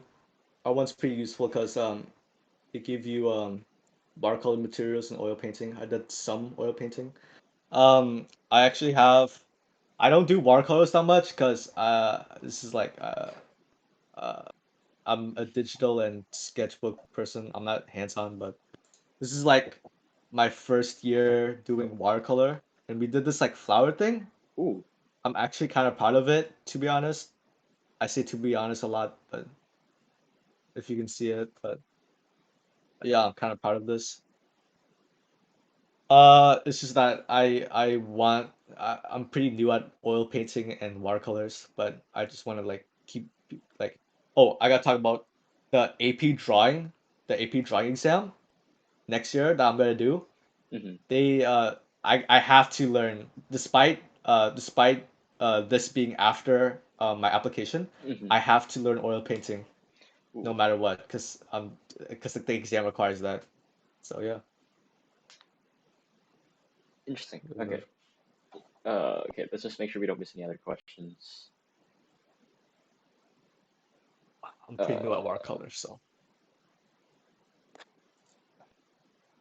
use Crayola paint. thanks. So much Very chat cheap. stuff I missed. Okay. Yeah. So okay. Let's get to the AP Bio AP Chem question. You want to start off? All right. I don't think I'm the best person to ask about this, but as a person who has taken both classes, I'd say that um, if you're really good at math and understanding, if you're a really good math person, just do AP Chem, because um, I find that there's some students that take AP Chem and it's like super easy for them, and then students like me that AP Chem is like super hard for them because it's just like if you're a math person, then AP Chem just like it just clicks in. Like for me, I just have to like keep reviewing, practice math, and I hated it. But and AP Bio is AP Bio is still hard, like AP Chem, but if you're not a math person, I find AP Bio like way easier than AP Chem. It's more conceptual, but what do you have to say about this? Okay, my sort of decision process or like sort of explanation is going to be a lot more nuanced. So Let's keep this short. Let's keep this yeah, short. okay, I'll try to keep it short as I can. So both classes are hard. Start with that. Both classes are extremely hard. Um, Yeah, I would say. and I would say that like how well you did in Excel Bio is a decent marker of how well you do in these classes. So are you taking Excel Bio right now, Bonnie? In the meantime, while you like answer, yeah, like I found that like the people who did well in Excel Bio consistently did well in like the other like in AP Chem, AP Bio, and like people who sort of dropped out or like didn't do so hot, same thing happened in AP Chem, AP Bio. Just for sort of a high level difference, AP Chem, I would say about half math, half conceptual. AP Bio, half conceptual, half memorization. There's a lot more memorization in Bio. There's a lot more math in Chem. Those are sort of the big differences. Oh, you're a sophomore. Shoot, I didn't realize. Yeah, Bonnie's a Ah. sophomore. Oh, but yeah. So what did Excel Bio look like in terms of grades right now? Oh, if you're taking normal Chem, then AP Chem is just Chem, just a little bit deeper in each thing, a little bit harder. AP Chem, you'll have more homework. You have homework pretty frequently. AP Bio, you will not have much homework. I found personally that AP Chem wasn't that hard for me, just because I'm more of a math person, more of a conceptual person. AP Bio, it's really weird because when you're in class, you're with the teacher. Ehlers and Murphy, both great teachers. It's just that Ehlers tends to be there more often. Um, when you're in class, it usually makes sense because they're really good teachers. But like, it's when you get to the test, you realize like, huh, I thought I knew this stuff, but I don't know anymore. Like, yeah, like, Yeah. yeah, that's that always happen because like when you're doing like homework and practice problems, it's not that bad. But especially with bio, it feels like the notes they're not super complicated, right? Like I thought I knew this stuff, but then like you'll throw like this question at you, and you're not gonna like what am I supposed to do with this? And then afterwards, when he show you the answer, usually it makes sense. So in terms of grades, I would say just because of I think arguing back and curves in AP Bio, I think AP Bio is a little bit easier to get an A in as opposed to AP Chem. But both, I say like it's possible to get an A in. I got high grades in both classes. I Know don't care. that I both passed teachers. AP Chem. I passed. I don't care. I got the credits. Yeah, exactly. So like both classes are hard. Both teachers are good. You have more homework in Chem. AP Bio, I would say that okay, they're different and they're both hard. That's sort of the main point. Hopefully that helps. Ross Draws is streaming on Twitch right now. I'm not saying that you should leave the stream, but it's just it doesn't really do much anyways. But To be I fair, love you're him. doing. Love. I don't. There's a question that PJ wrote earlier. Mm-hmm. This is What a is good it? one. Where is this? Do you plan people taking an It's like art as a major to take high school art? That's a good question. I don't know. What do you think about that? I have that's no a good idea. question. It's highly recommended. It's highly recommended because um on specifically on the LCAD side, they actually say that if you're applying, then they don't take AP drawing as a credit, cause like why would they? But it's just that it's it's like you have like it's almost like you have to, cause one I think it's good to have a letter of recommendation from an art teacher, That's a but huge it's not one. required. Yeah. Uh, Also, it gives you like if you're an AP drawing or APR or whatever, um, they you have access to um like paint, Mm. like canvas, good paper, and most importantly, time to work. They give you time. It's not it's not something I have aside from a Friday night stream, but uh yeah, it's super important. It's like that's that's why I'm doing it next year. I wish I did it this year, but I only realized that I want to do arts and career my sophomore year, so I have to Oof. do R1 now, and then next year I have to do AP drawing, which kind of sucks. But yeah, At least you have the accelerated path though, right? You skip art 2, 3. That's pretty good, right?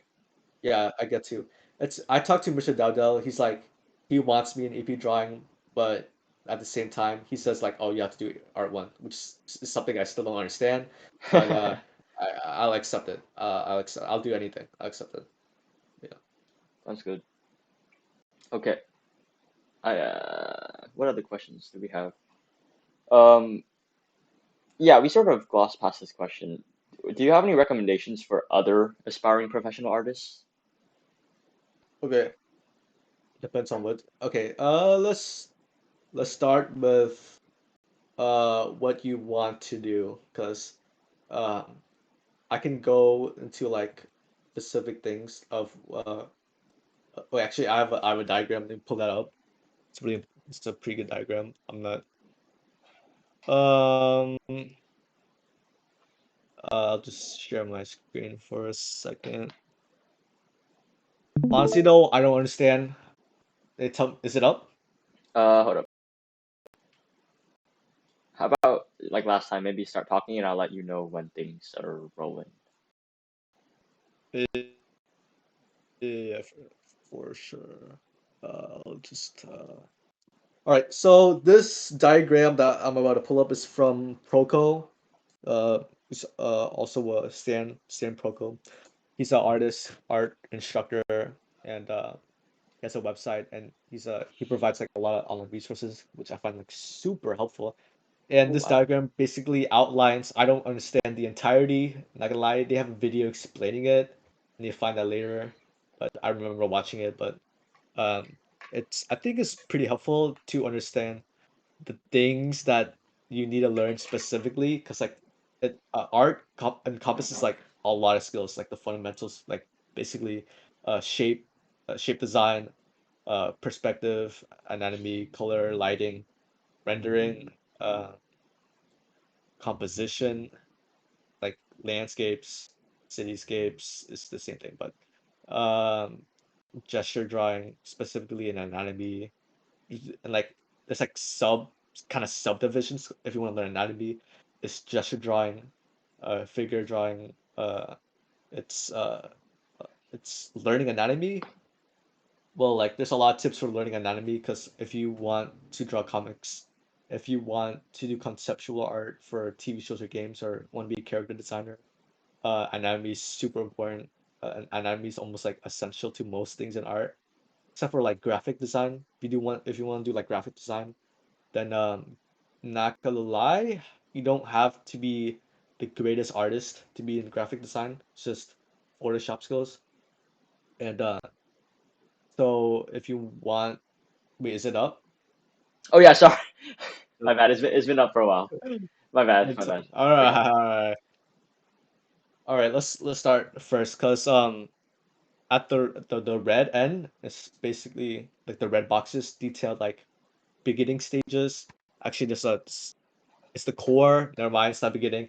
It's core. Orange is like beginner. Yellow is intermediate. Green is Ooh, I like that advanced. If you get organization. to green, yeah. If you get to green, then it's basically like you're either like a high level student or you're in the career, and then specialties that you're definitely in the career. And Hmm. let's start with let's go down to figure drawing first, Oh, all the way can to the you left. share this with us Drawing in the chat uh or like there's like a link. Does it work? yeah, Let me it see. should. Oh, it should work. Oh I man. think this is just a static.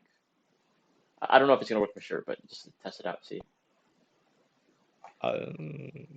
Maybe, probably. because I think it's just an Amazon static Uh, page. Perfect. Yeah, we got it. It works. all right. Okay, so like this part, I guess this is like the boring part, but it's pretty important. Um, Drawing basics. So what drawing basics? How I define drawing basics is line quality.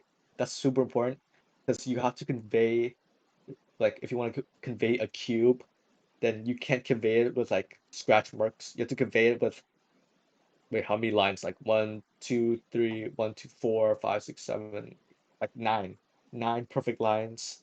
Drawing basics are like also like observational skills. As I talked before, observational skills are like it's a skill that you need for like basically everything, even like beginner to pro. Observational skills is always like a thing to hone in no matter what.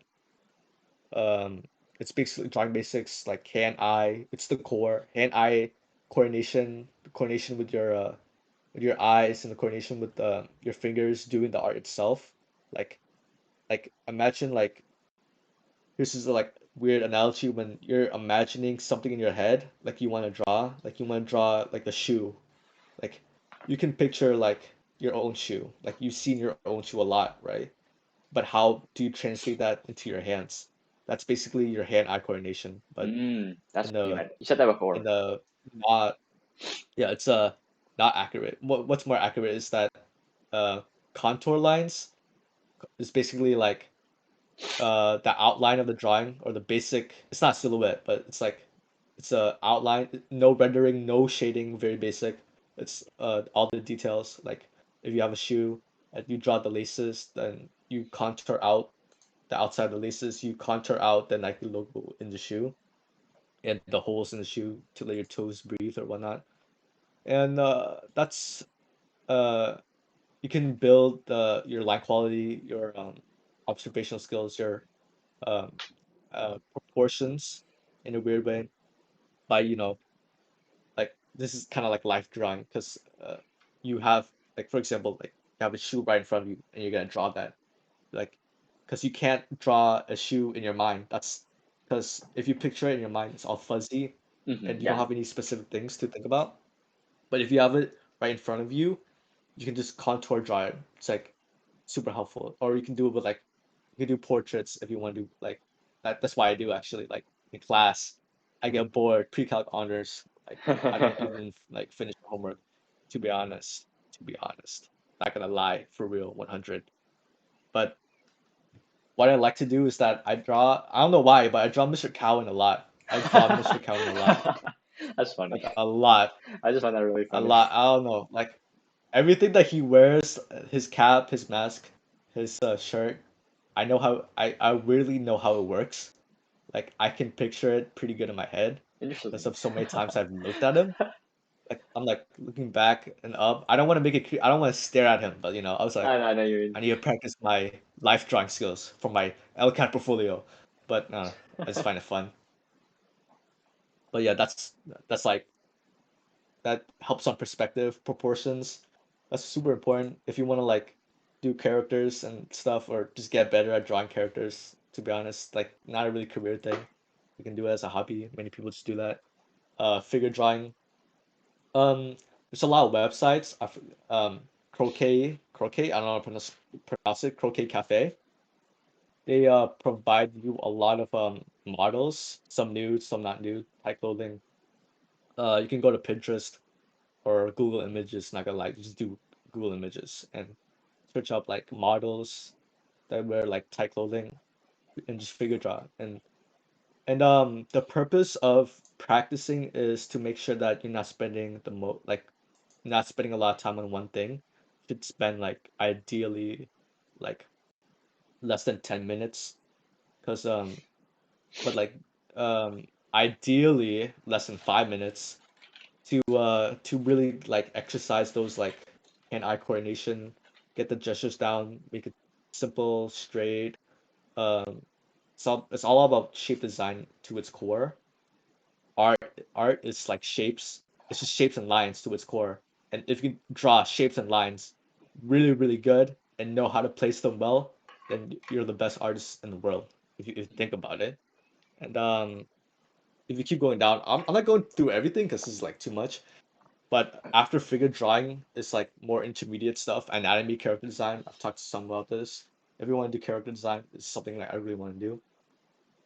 Um, there's a whole video by Night Jang. I need to share it. I'll look it up real quick. Uh, actually, I'll share it up right now. I'll show it um Night Jang character design. And let's see though. I'll just I don't want to keep my screen up, but if I have to uh, copy link address. This is actually a really helpful video if you want to learn more about character design. But where am I going? Yeah, so if you want to do character design, there's a whole topic about that. The main thing about character design is that is the culture, or actually it's like if you want to do realism or more of fantasy, like if you have Lord of the Rings, it's like super like fantastical. It's whimsical, it's not real, it's very like if the character design in like for example in like characters of Lord of the Rings will I mean, Lord of the Rings is actually based on like medieval history. That's not the best example, but or like fantastical like Final Fantasy. If you put that into the real world, like Cloud's sword will like be like no effect at all. That's not realism. But if you want to focus more on realism, that's more of like history, like knights or maybe wars or something more functional. It's called functional, yeah, I forgot, but functional versus fantasy. Night Jane when the link that I sent, she went like through like a lot of functional versus fantasy, and it's really helpful of what you want to design. Um, I personally lean more towards functional, so I find researching about like cultures, mechanics, and like how things work, like how like the engine in the inside of a plane works is like super interesting. And culture, the way how I design characters is that I looked into different indigenous cultures and also old cultures and American like old American culture or maybe like French or but yeah, that's basically character design. Main things functional versus fantasy or what do you want to do. More advanced stuff, animal anatomy. In game art, a lot of game art is also creature design. You gotta design like monsters and stuff. I Mm. don't know much about creature design. I don't really draw. I could draw animals, but I don't do it too much. It's probably something that I should learn. Animal anatomy. It's that you learn the basics of like like quadrupedal or something, if I'm saying it right. And um, if you learn the anatomy of like a, for example, like a dog, four-legged dog, then you can transfer it to like make your own creature that has similar bone structure that that um that would like be more realistic, that would convey to the audience that these creatures you're making are actually like real, they're functional. To more pro level stuff, rigging and animation is something that you do a lot in game art. Um, the college I'm going to, LCAD, they teach you rigging and animation. I'm not too stressed about that, but that's like just what makes the big bucks. You have to learn 3D art if you want to get to the game industry. Like there's no like can't avoid that. But it's mostly about learning how people move. I haven't got that much into animation. I've rigged before on Blender, but it was pretty unsuccessful when I first did it. But uh yeah, it's very technical. I don't have a lot to say about these things because I don't know much, and I think that's all I'm gonna go with the chart. It's like a lot, but that's about it. Yeah. Yeah, that was really comprehensive. Just for It's a context, lot. could So you, that is a lot. yeah, could you Yeah. explain rigging? Because like I personally don't know what that really is.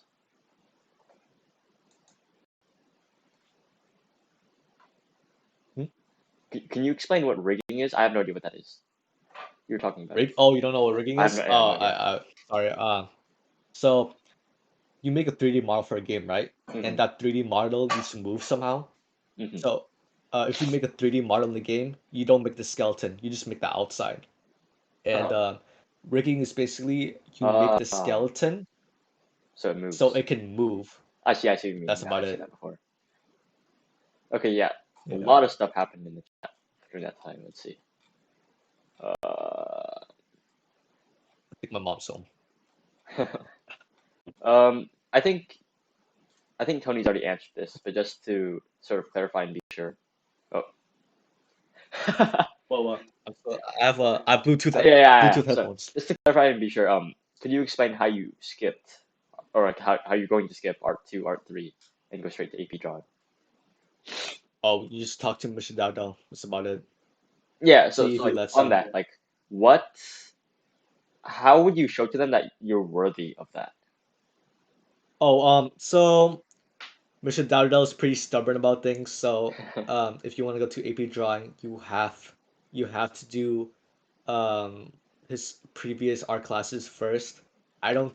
Okay, I've convinced him so much about this, and he knows how good of an art. That I'm not bragging, but he knows how much how good I can draw. Yeah. How? But he still puts me in R1. Like, how did you What? convey that to him? How good you are? Did you show him like portfolio Um, or? Not really a portfolio. It's just like I mean, like yeah, technically, but no matter what you show, you'll have to take a previous art class. Um, but yeah, but I'm definitely doing AP drawing next year, because Mr. Dowdell, he knows that I want to go to LCAD, and he wants me in AP drawing. I believe he does, but like he doesn't really tell me explicitly, but like that's what I feel.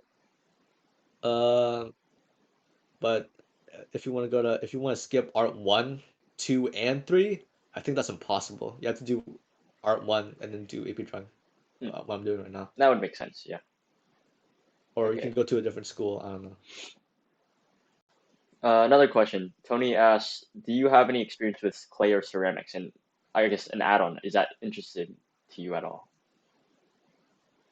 I'm interested. I'm interested, but I have no experience because sculpting at LCAD, they have materials to sculpt, obviously, and I do find that making physical art with your hands in 3D sculpting is like super important, because I believe that people I mean, like, how I look at it is that I don't draw in 2D. um I draw like I picture it in 3D, so the perspective kind of matches a bit. I still have trouble like conveying this in art, that how I have to turn something like 2D to 3D just on like a sheet of paper. But that's how I view perspective. But clay and ceramics, I think is super important. Again, Scott Flanders, I'm saying his name again. He's no, he was a game artist. He's also an instructor at LCAD, and he does a lot of like play, and he designs a lot of monsters. So he paints like monsters and stuff, like creature design, and also he can like sculpt them, which I find like super impressive, and that's something that I'm definitely interested in, but I have no experience with it. But I feel like taking the class sort of gives, like you said before, gives you access to the resources and the structure and the time and the mentorship. So, like, would you consider taking that class, the class next year or no? ceramics, Yeah. or no, I'm not, honestly. No, all I need for my portfolio is AP drawing. So, to be honest, Is that for real. because like it would come at the expense of another class, or what's like sort of the calculus that's involved in like choosing not to take that? I don't. It's not as important, because I like see. it's more like a supplementary thing. Like you don't really need to learn it. I find it helpful, but you don't need to. Okay, yeah, that makes sense. Just wanted to make sure that was clear. Yeah, Um, yeah. Tony also asks, how important is a reference and how do you feel about it? Reference in the sense like a model, like basing your model. Yes, Tony. I'm glad you asked that. It's I don't know, like um when I first like drew, when I was in elementary, I always use a reference, and then the people around me, they're like, oh, you're cheating, like like you can't do that. I always drew from reference. When I first doing when I first I was like, I chose the wrong references. I chose the wrong references to start, that weren't that helpful, but I still use references. Um, it's because um I explained this with the shoe analogy, where if you want to try to draw a shoe, you can't draw it from your head because you don't have perfect memory. You don't have a picture perfect memory, Hmm. so you have to have it physically there because your mind, your a human mind is very flawed. So and if you're gonna like draw something from your flawed mind, then you're gonna draw something that does not look like something that you want. So so you need reference. But choosing the right reference is a different topic in itself. So I don't know if I want to go into that topic. It's a lot. Okay, yeah. For the sake of time in my voice, we're going to just continue with the outline. If there's more questions, wait. Let's see if I make sure I didn't miss anything Mm-hmm. else. Do you? Yeah, What the heck is this question? Do you think furry artists make bank? that's a pretty deep question. So we live in a capitalistic society. You gotta do what you gotta do. Actually, it's not a deep question at all. It's pretty obvious. Um, that I mean, like, this is not a serious question, but but uh, like artists are like I know like most of them they don't care about money, but they need to eat, they need to Hmm. live. America has a housing crisis, and Mm, uh, yeah. and and they make commissions. So the thing about commissions is that it's like you can charge them like over 200, $300 because these are specialized, and if you're Yeah. good like that, like if you're drawing like something specific, I'm not gonna go into detail about this, but you can make bank, bro. I'm not gonna do it, but who knows? Who knows? Okay, yeah. I think. I don't, I know you're kidding, but I Yeah, don't yeah. care. It was funny. Okay, yeah. Just some last thing. So, just to sort of connect back to the beginning when we're talking about art as a hobby, how like we already talked about this a little, but like, can you give us a more in-depth picture of what like, let's say like this week, how did you organize like? How did you get yourself to do art? Like during like what time periods, what time of the day, like when? Like how do you organize that like in like a realistic week? Okay, so let's start in a day in class. I mentioned that I draw Mr. Calvin a lot, and I kind of view. Oh, also I do have art one, and art one you have so much time, so I spend so much time just working on my draftsmanship, which is basically like how well I can like my it's basically like how well I can put lines on a paper. It's like line art, very basic stuff, and I use a lot of time to draw portraits that I find online and on Pinterest. Um, but uh, right now, I want to really get into life drawing because that's very important on the portfolio, and I find it, like I said before, I find it fun. And I draw students, and they don't even know, but like I just like look up at them, not doing my work, and then draw and sometimes like I just erase it because it's right on. It's like I can't. That's my homework. I can't have that on my Yeah. homework. I just erase it. So that's basically like at school and whatever. It's like it's not the best thing you can do in my opinion, but it's something. Um, when I get home, honestly though, weekdays I do have a lot of homework. I do find that there are days that I don't draw at all. It's not at all. But I always have a gravitation towards art. I always find myself like I have to draw something. Like, oh, I don't draw the next day, and then I thirst more for drawing circles Interesting.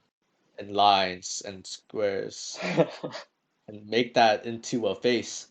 But uh, yeah, it's I don't know if this kind of relates, but there's a podcast.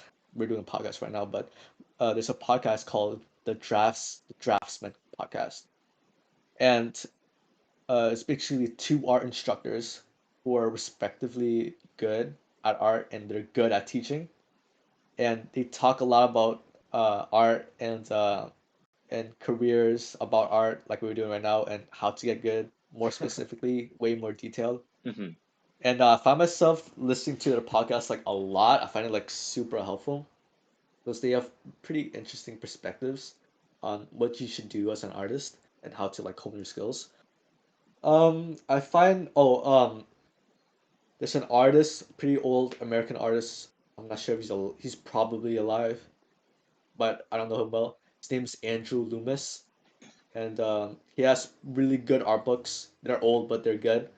Uh, One of them is called, I think, I don't remember, but I Looks do like he have it. died about 60 years ago. Oh, A little that's bit off. sad. Eh, But it's called Andrew Loomis Creative Illustration. Wait, I don't care, but I pirated the book online. I have a PDF of it, and I'm reading it. It's super helpful. It's a lot about composition. There's also Andrew Loomis's figure drawings. Like I forgot the full name, but I also have a PDF of it, and it's more about anatomy, and it's like super helpful. The print is okay. Scans for scans, so it's free, so I don't complain. Uh, I do if I have downtime, and I would read those books. I also read I showed this before, the Morphle book I found on like Barnes Nobles. Um, what else? I find myself like looking at like a lot of art, like artists alike. I'm like, as someone who draws art, I'm an art enjoyer. So I like to look at one of my favorite artists, one of the most famous painters of America, um, um, Sergeant Sergeant Singer. Why did I forget his first name? It's sad that I forgot his first name, but uh, you can search him up. Sergeant John John Singer Sergeant John Singer Sargent John Sart. Wait, I don't know how I forgot his name, but he's one of the most famous painters. I love American realism and impressionism. Um, yeah, and I like looking at art. Also, there's a lot of art on Twitter. I follow a lot of Japanese artists, Korean artists, Koreans. I don't know how, I don't know why, but they're really good at anatomy and perspective. Like specifically Koreans, like famous Korean artists, like they focus on anatomy and perspective, and just so beautiful. But oh, I create like OCs like any artist does, like all artists do OCs, but What's an OC? uh, original character. Mm, So you design your own character. that's cool. So yeah, Korean artist John Singer Sargent. Yes, thank you, Tony. But yeah, um, I design like I sometimes design OCs. I paint them. I have two OCs right now, and they're part of like a story that I want to work on. It's named to Jam Pack right now. PJ knows this. I'm pretty sure Tony knows this, and I started conceptualizing this last year, and I'm still trying to work on it. But the basic premise is that I mean, I don't really have a premise, to be honest. But the setting is after oddly specific after um uh climate change. Earth water is just like super high, Hmm. and humanity now lives on uh islands and man-made islands. And I don't think the setting is super important right now. I'm trying to make it really important, but I just want to, make a new world. Hmm. And it's somewhat futuristic, but at the same time, a lot of it's like ocean stuff, like ships. Like I don't know, like there's a specific thing to connect it back, but I can't. But I'm really inspired by games like Jet Set Radio. Familiar with that? Jet Set Radio? Mm, don't know. Don't. It's an old game, and the game is it has a lot of urban stuff like urban style, graffiti, city like gangs, but it's also like it's pretty cartoony. But I want to make something like that, and I just want to make a story that conveys uh how I feel about the world in general, and how I feel about myself, and how other people can look at different people. That's basically the premise of the story. How others can look at different people, and I'm trying to make that happen. But that's something I do in my downtime. But yeah, I Okay. mean, like, I should say something specific, like a specific number of minutes I draw. Hold up, I got my uncle out. All right, I'm gonna head to the What? restroom. Quick, hold up. Okay, never mind. I don't know what that was about, but not looking important. But I found myself drawing if I have time, like a long, for like I draw for like probably an hour or two. And on the weekends I have like a project or something. I find myself drawing in like 4 to 5 hour sittings. 'Cause, yeah. All right, Dylan's gone. Uh, what do we got? 11 people. Tony, type something. Someone in the chat. Can I get some donations? Anyways, I'm just gonna probably read an art book till Dylan gets back. Uh, yeah, I've been talking like a lot. It's nuts. Dylan, are you back? My bad.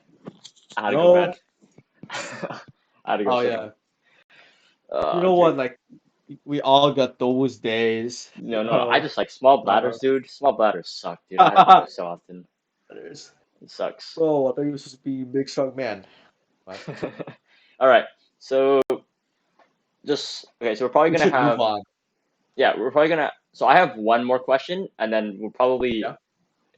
pick up on any chat questions, and then after that we'll do closing statements, wrap up, and that'll be The it. stream was pretty fun. It was Yeah. pretty This is fun. nice. Honestly, this is actually amazing. It was Okay. pretty fun. It's pretty fun. So my I don't last know if question. anyone learned anything, but yeah. The stream, honestly, it's way more popular than our other streams. So, like, just based on viewer count and viewer participation, this is probably our most successful stream by far. So So that's crazy. PJ, Tony, Ben, I'll give a shout out right now. Honestly, yeah, the carry too. Yeah. Bonnie too. Bonnie also. Adi? Y'all are amazing. Adi? Doesn't she go to every single stream? Yeah, she was to every single one, dude. She's actually amazing. She's Yeah. like, I don't even go to every single stream. yeah, I don't know. Dude, She's like I'm the sorry, man. behind the scenes carry. Sorry, man. I got church stuff on Friday, so Oh, really? Oh, shoot, my bad then. yeah, but it's fine. It's fine. It's nothing important. But yeah, I just go to like talk to people, you know, No, that's cool. the gospel, the gospel. So not talking about that, but yeah. Okay, so just to my last question. This is not on the outline, and I'm Yeah. probably skipping some, but I feel like this is probably a little more relevant, which is that like I Uh-huh. noticed that when you brought out those books, I sort of like so like I have some hobbies that I want to get into, but like money is always like almost like a guilt factor because like it feels wrong to take my parents' money and do it like use it for something that's not going to like go towards my career because like they're very much invested in my like education, career, me being like a better person. Like but like when I do things for the sake of like hobbies for fun, it feels like guilty. So how do you sort of get over that part of like spending money for your own stuff, for your own Okay. enjoyment? Pretty specific question, but so I mean like I'm a pretty spoiled child. I'm even more spoiled, but I still I'm feel a the pretty guilt. spoiled child. I feel spoiled. I don't know. I justify it by getting good grades. So my grades aren't even like super good, but they're fine. Um, how I get stuff? Yeah, like I got this tablet. It's for art, and it's not cheap. Yeah, But for sure, these man. art books, 200. all I have, yeah, and all these art books that I have, they're not cheap. They're Yeah, not exactly. I'm cheap. like, Like, you got a lot of them yeah, too. I mean, like I've collected them. It's been like I had them like some of them I have for like since middle school, Oh but wow. I recently built up like like the amount of books that I got for art spiked up in my sophomore junior year. But yeah, they're not. Yeah, I'm I'm grateful. I'm grateful for that I live a comfortable life in SoCal, where um in the West Coast, when a lot of the art industries are like a lot of them are in the West Coast. People Yeah, that's move true. Yeah. like Texas, yeah, like Texas, Midwest, whatever, like maybe even the East Coast. And do people like out of like in foreign countries, they move here. This is where Yeah, the this is industry true. is, Yeah, that's right? cool. Like LA, uh, Irvine, Valencia, Pasadena, Burbank. Burbank. It's a lot of Disney people, but yeah. And I don't I it's kind of hard to say that like I don't I don't take it for granted, but at the same time I take it for granted Yeah, no, I don't even because mean that. There's like that. It sounds contradictory, but I like can say it because like yeah, sometimes it's like you cliche. remember like there's a moment where like you're grateful for it, but it's like when you're using it, it's not like you're constantly thinking about it. Yeah, like come on, like art, art, like no one, not everyone can do that. Like people have to find real jobs that real jobs and make like money right away. It's like, Yeah, they you know, need that's food how on my the table. parents, yeah, that's how my parents like think, because that's how they got this house when they first moved to America. A lot of people can uh relate to that, but um I think, yeah, that's how I think about it. I mean, I don't have a defined definite answer. It's just that I just get these things, and yes, I do feel some guilt, I don't I don't at the same time, because I'm spoiled. It's a bad thing to say, but I gotta be honest. And yeah, this art trip that I have, it's not cheap. It's definitely not cheap, right? For But sure. but it really depends on family situation, finance. We're doing not doing that bad. Uh, but I am getting financial aid, so I do feel guilty about it. Going to an expensive school instead of Hmm. a public. Uh, but what really pushes me is that my at the end, my mom does support me at the end, in some way and another, and I do talk a lot. I struggle with this, and I talk to, for example, a lot of people at my church. I know I mentioned, you know, remember Billy? I mentioned Billy. He was a 3D senior animator for Valorant. Like, I talked to him a lot about these things, Wait, you about talked. like, Oh wait, you talked about him. Yeah. Oh wait. I yeah, think. like Yeah, I remember now. I texted him At a lot. church, right? Yeah, he's a Oh senior yeah, I remember animator. now. He Yeah. makes bank. He Yeah, no, no, actually for makes real. bank, Yeah, if bro. you're working there, you make bank. Yeah, And senior senior, animator yeah, for senior level, Valorant, yeah, you're making bank. bro. Yeah, but Huge. he really affected my decisions on what I wanted to do. Of course, money's a big problem. Uh, me and Billy, we always talk about like, this is worth it, this is not worth it. But um, but the thing is, what's worth it is what's important. Well, money is important, but the second most important thing is what you get out of it, Yeah, right? experience What value. you want, what you get out of it, and how can you do it, right? You gotta be realistic sometimes. So Hmm. that's why I'm not going to a art center, 50K tuition, but I am still going to a pretty expensive. So that's do not regard that statement. Yeah. Yeah, for me, like, I think the reason why I feel the guilt so much more is because, like, in the past, I've, like, asked for these things, and, like, my interest just dies away. Like, it doesn't die away, it just gets replaced really easily. So, Yeah, like, I was into, like, artistry and, I like, do have magic. that sometimes. Yeah, exactly. Like, I have, Yeah. like, a couple of things that, like, I just have them. But, like, some of them aren't even opened, which is, like, really Yeah, but sad. you know, like that's what life is, Yeah, man. but the good You thing is, gotta like, do I something. realized this, like, You gotta earlier rather than try later. things, man. Yeah. I know, but like at what cost, man? Sometimes the cost is like, I don't know. Yeah. So Yeah. now Depends I on think things through what more. you want, and then depends on how you're gonna get it. Exactly. Yeah. It's the quote of the stream. Quote of the stream. All right. Flip this. Flip this. Depends on what you want, and it depends on how you're gonna get it. All right, clip of the day right there. Easy. Okay. Because that's literally the message of all the stream. Mhm. That's basically the theme of the stream in life. It's a theme about life, really. That's what I learned from really getting to art. That's what I learned. Okay, yeah. That was my last question. Does chat have any questions before we wrap up? Because I've asked everything I've got. I would like questions not about AP Bio and AP Chem, please. Yeah. Sorry, buddy. Sorry, buddy. I'll throw you on the bus. I'll throw you on the bus. Dude, like I like answering art questions. I like when people are interested about art because this is not an art club. Art Exactly, yeah. club next year, Next year. Ooh, me okay. president, Okay. maybe I'll talk to Mr. Damil about it. All right. That'd be pretty cool. I don't know. I'll have to make it after Club Rush, which sucks because I gotta meet people from AP Drawing so we can board up together You know, with honestly Mr. though, I think Damil. that would actually be a pretty good club. I think there would be like decent, like the audience I think is already there. Yeah, it is. It is. Come on. Yeah, I think that's gonna be interesting. Did you mention about developing your style? Yeah, you want to talk about that? Sort of like developing Oh, develop. your Dude, style. that's actually I didn't get into that because no one asked, and I think it's a great question. no one asked. But that is a good question. Um, develop. Okay, a lot of people have said this because I've watched so many people um talk about this. A lot of artists talk about this. Is what you like. It's what you like. It's essentially what you like. I mentioned earlier that when you draw portraits, it kind of looks like your face, right?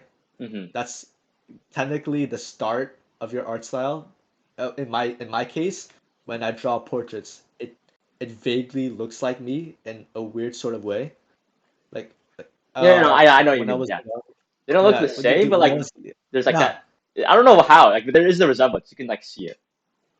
yeah, but uh it's my brother. But when I was young, when I used to draw characters I mentioned, and then a lot of the students around me and like my mom says, "Oh, are you drawing yourself? Are you drawing yourself?" No, I'm actually drawing That's like funny. Piccola. I'm actually drawing I don't know, whatever. I don't want Hmm. but yeah, they always say that like I'm drawing like spiky hair. I'm drawing like a guy with a beard. I'm just like, "Are you drawing yourself?" I'm drawing like a woman. I'm like, I'm like, no, I'm not. I'm not. I'm like, but not gonna lie, it does say something, but that's kind of like the start of your art is, and a lot of your art is what you see and what you like. What you see is super important. It affects your mind. It affects how you draw. Handwriting is an interesting thing. It's another topic Really to interesting. delve I in. didn't think about that. Like it does a bit, Yeah, no, that but would make sense. not too much. Because like what I find is that when people write, well, how good your handwriting is doesn't necessarily correlate to how good you draw. It doesn't, but it does correlate to how neat you are, and it does correlate to your organization skills. Not too much, but I find that people with neater handwriting, their drawings are more. I mean, this is not all cases, but their drawings are more clear, concise. But people with more messier handwritings, the way they draw. This is like maybe this is kind of stereotypical, but it's more flowy. It's more bombastic. Uh, Random verbs that signify messy but somewhat triumphant at the same time. This is based on nothing, but uh, that's my take on it. But specifically on art style, when you develop your art style on what you like, for example, if you like anime, right? You just your art style is if you really like anime, your art style most likely is gonna look like anime. Anime is like is super broad. Like what kind of anime? Like you like that Studio Trigger. I'm gonna name some stuff that maybe you don't know, but Studio Trigger art style or Ghibli art style, uh more um uh more Western type of art. Or are you do you like uh there's a lot of examples that I could get to, but that's like what you like. And for in my case, my art style has changed a lot from month. I'm very experimental right now because I'm in high school, and I experiment with different types of art styles. So I have a similar thing with my art where the things I draw kind of look like me. It annoys me sometimes, but I experiment a lot with more uh, uh, different types of art. Um, it really depends. Uh, yeah, like I don't really have a defined art style right now. Uh, I kind of find inspiration from artists that I personally like. JC Leyendecker, take notes. JC Leyendecker, one of my favorite artists of all time. He uh he used to do cover art for the Saturday Evening Post back in the 1920s, and his art it's like it's reminiscent of like animation, very clear lines. It's defined, it has a lot of defined shapes. How I draw is that I don't really draw like circles too much. I like a more defined square, sharp angles, very efficient, very clear, concise. Uh, yeah. Also, so yeah, that's where I'm at right now.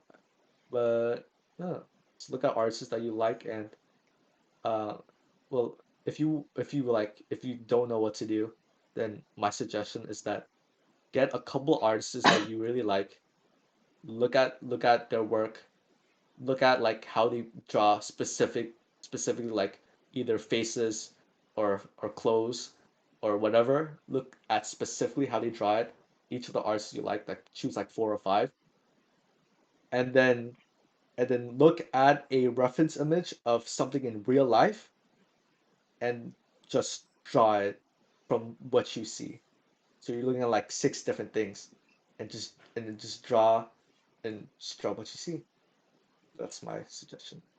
But then it's really weird. So is there anything else? Uh, I think that was a good answer. McGill becomes the McGill, streamer. McGill, the new president. Let's Yo, go. music Let's go. I club. need to get Literally, actually no, wait, that's get banned. my That's already tuba banned. out. Oh my god. I don't have my tuba right now, but Okay, I don't know how serious these questions are, but I think this might be an interesting one, which is how did you get introduced to music? And I think sort of how to make it relevant to this is like, is there any connection to like how you got into music and how you got into art? kind of relates a bit. So how I got to music is that I was about seven, six, and my brother was doing piano, and I thought it was really cool. So I decided to do piano, and my brother later quit. And like years later, my brother later quit, and then I kept doing piano, and that's how I got into music. This is classically trained. I always liked piano, but the being classically trained is kind of draining. I don't have not gonna lie. I don't have any motivations. The only motivation I had was that oh, there's a recital date and you gotta memorize it, or there's an Hmm. audition and you gotta memorize these pieces and you gotta memorize these scales and these arpeggios and chord progressions or whatnot. And yeah, I never really enjoyed it, but I do look back on those days with uh, I I'm grateful. I'm grateful. I'm grateful for it. But yeah, that's how I got into music. And I joined a band in middle school because my brother did marching band, and I thought it was Hmm. cool. So Same thing as and piano. I was still in marching band. But yeah, so a lot of it's my brother. I'm grateful. He's cool. He's cool. Hmm. Interesting. Any last questions from chat? We're coming up on 2.5 hours. It's pretty long for a stream. So And honestly, that went by really and you fast though. clarinet? That went by fast. Two and a half Clarinet? hours. Let's see, Southeast and Southeast I Southeast. like clarinet's a fine instrument. As long as you're not playing trumpet, then I could be friends with you. I'm just kidding. That's a joke. That was a joke. All right. Yeah. Yeah, Ben. I listened to the beats you make. Beats by Ben. Love it. Beach by Ben. I love it. Triple B. Very artistic. it's an artistic stream, so very creative. I don't know which side of the brain is the creative one.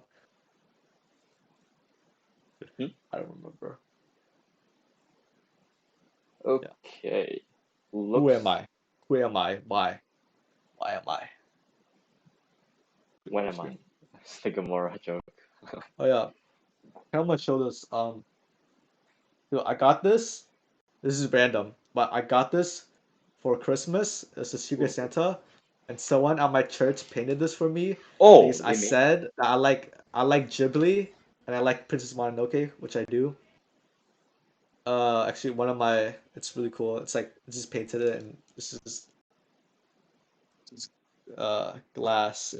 It's really nice. That's But really cool. yeah, one of my influences is Ghibli. How these films and how Miyazaki paints backgrounds, and um for me, I'm not. It's a bit of tangent, but I'm not. I don't really focus on like the artwork. Very counterintuitive, but I don't really focus on the artwork too much. I focus on the themes and stories that I Mm, feel that those are more powerful, because but the art is the tool to carry those themes and stories that you can tell to others. Like how in Ghibli movies, a lot of Ghibli movies are like anti-war, and a lot of the art and the peacefulness and the bombastic nature and the fantasy really carries that theme forward, and it really hits you in the stomach. So I just love stories. all right. Yeah. There was Bonnie asked a question. Um, where do you find references, I and love questions. specifically not on Pinterest or Instagram or Twitter, or probably just not any social media platform in general? Okay, so I mean you're very limited at that point, but I would suggest. Okay, it really depends on what you want to draw, but if you just want to draw, my general advice on that, if you don't want to use, I mean, Pinterest is not really social media, but kind of is. But websites like blogs, that's a social media, but ArtStation is kind of a social media, but it's more like a working thing. Just look at ArtStation is pretty good.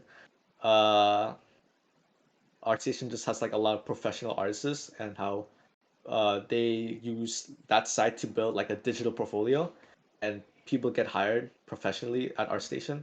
I have an account, but it's only to look at art. Um, Also, I mean, I use Pinterest a lot, but there's websites that I, you should find them. I mentioned one, Croquet Cafe. It's for gesture drawing. There's some nude models, but there's also models with clothes if you like clothes. Uh, there's specific websites that uh generate photos. Like if you specifically want a head at a, I don't know, like a two-thirds angle or something, like ahead at like specifically at this angle, then they generate like photos, a bunch of photos of people having like a head turn like this. So you can just practice. Like I do this sometimes, that you can just generate images on using a website, and then that I find online, and I just practice. Yeah. Oh, if you want to use references, not on the internet at all, live drawing. Oh yeah, Live yeah, drawing is super good. that's probably Live pretty good. That's drawing, funny. draw Mr. Cowan and pre-calc honors, and like it doesn't have to be super detailed. Like it's like quick, quick, quick lines, like maybe some shading, but super basic, like super basic contour lines, super basic. I mean, like it's a lot about like knowing forms. I mean, like if you want to learn more about like the live drawing, because like if you want to draw a face, like right now, and and you don't know a lot about art. For example, like Dylan doesn't know a lot about art. No, you take that And picture want to of draw me my with the cat face. ears.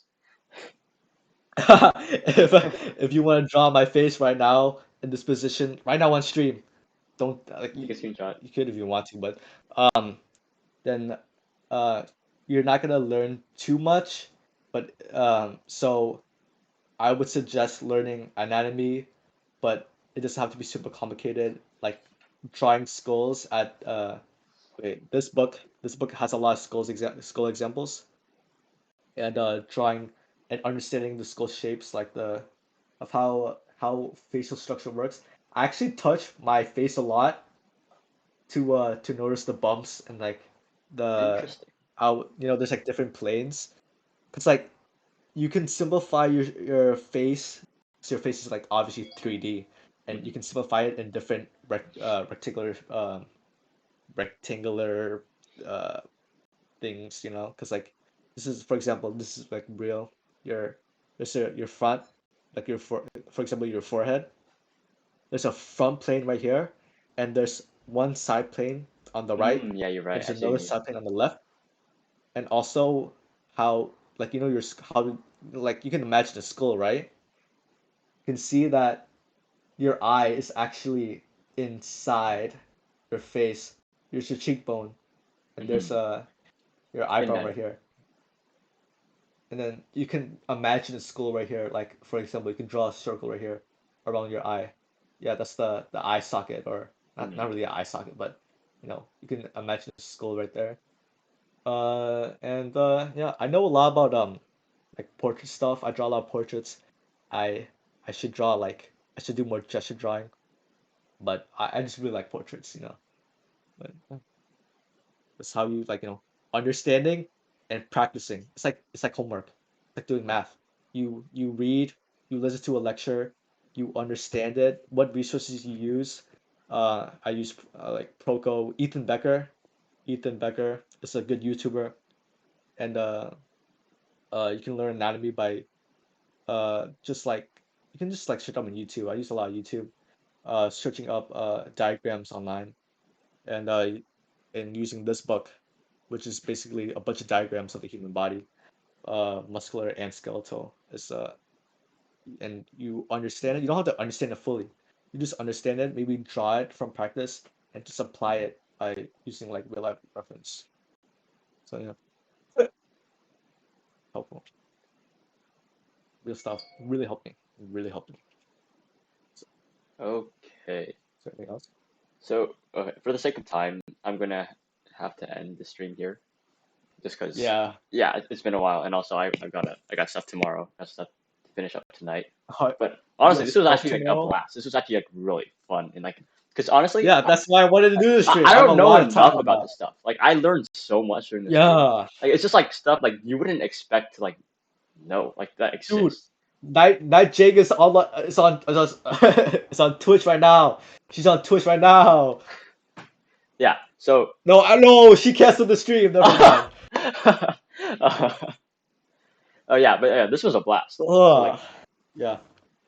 yeah, the stream is also like, No. I don't know. Honestly, this is just a great stream. If you want, you can apply again. We just probably would have to talk about some different stuff.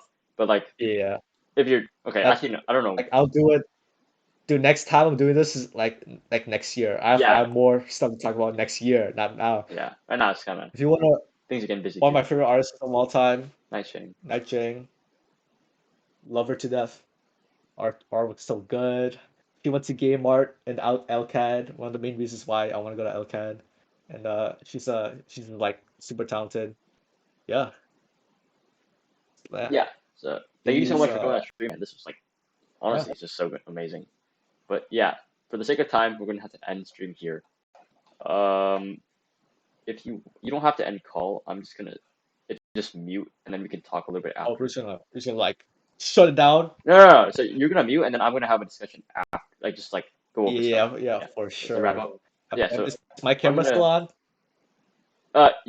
yeah I'm gonna switch to my screen and then I'll like wrap up the stream and then we will probably just talk like links for stuff like for the VOD. So just like Oh, for basic sure. stuff. So like yeah. Can you just mute for just like a little bit? Yeah. Yeah. Perfect. Okay. Thank you so much for coming to the stream, guys. Like that was honestly amazing. Like it was like the participation for the stream was like honestly just like amazing and like it was the participation that made the stream so good. Like it was like the questions that we had in the outline, those were like pretty like generic stuff, but the questions you guys asked were the reason why this stream was honestly so good. Like we got into such deep stuff, we got into like technical stuff, life stuff, and it was just like honestly a really comprehensively amazing stream. So like huge props to Justin for doing like such like making this stream so amazing too.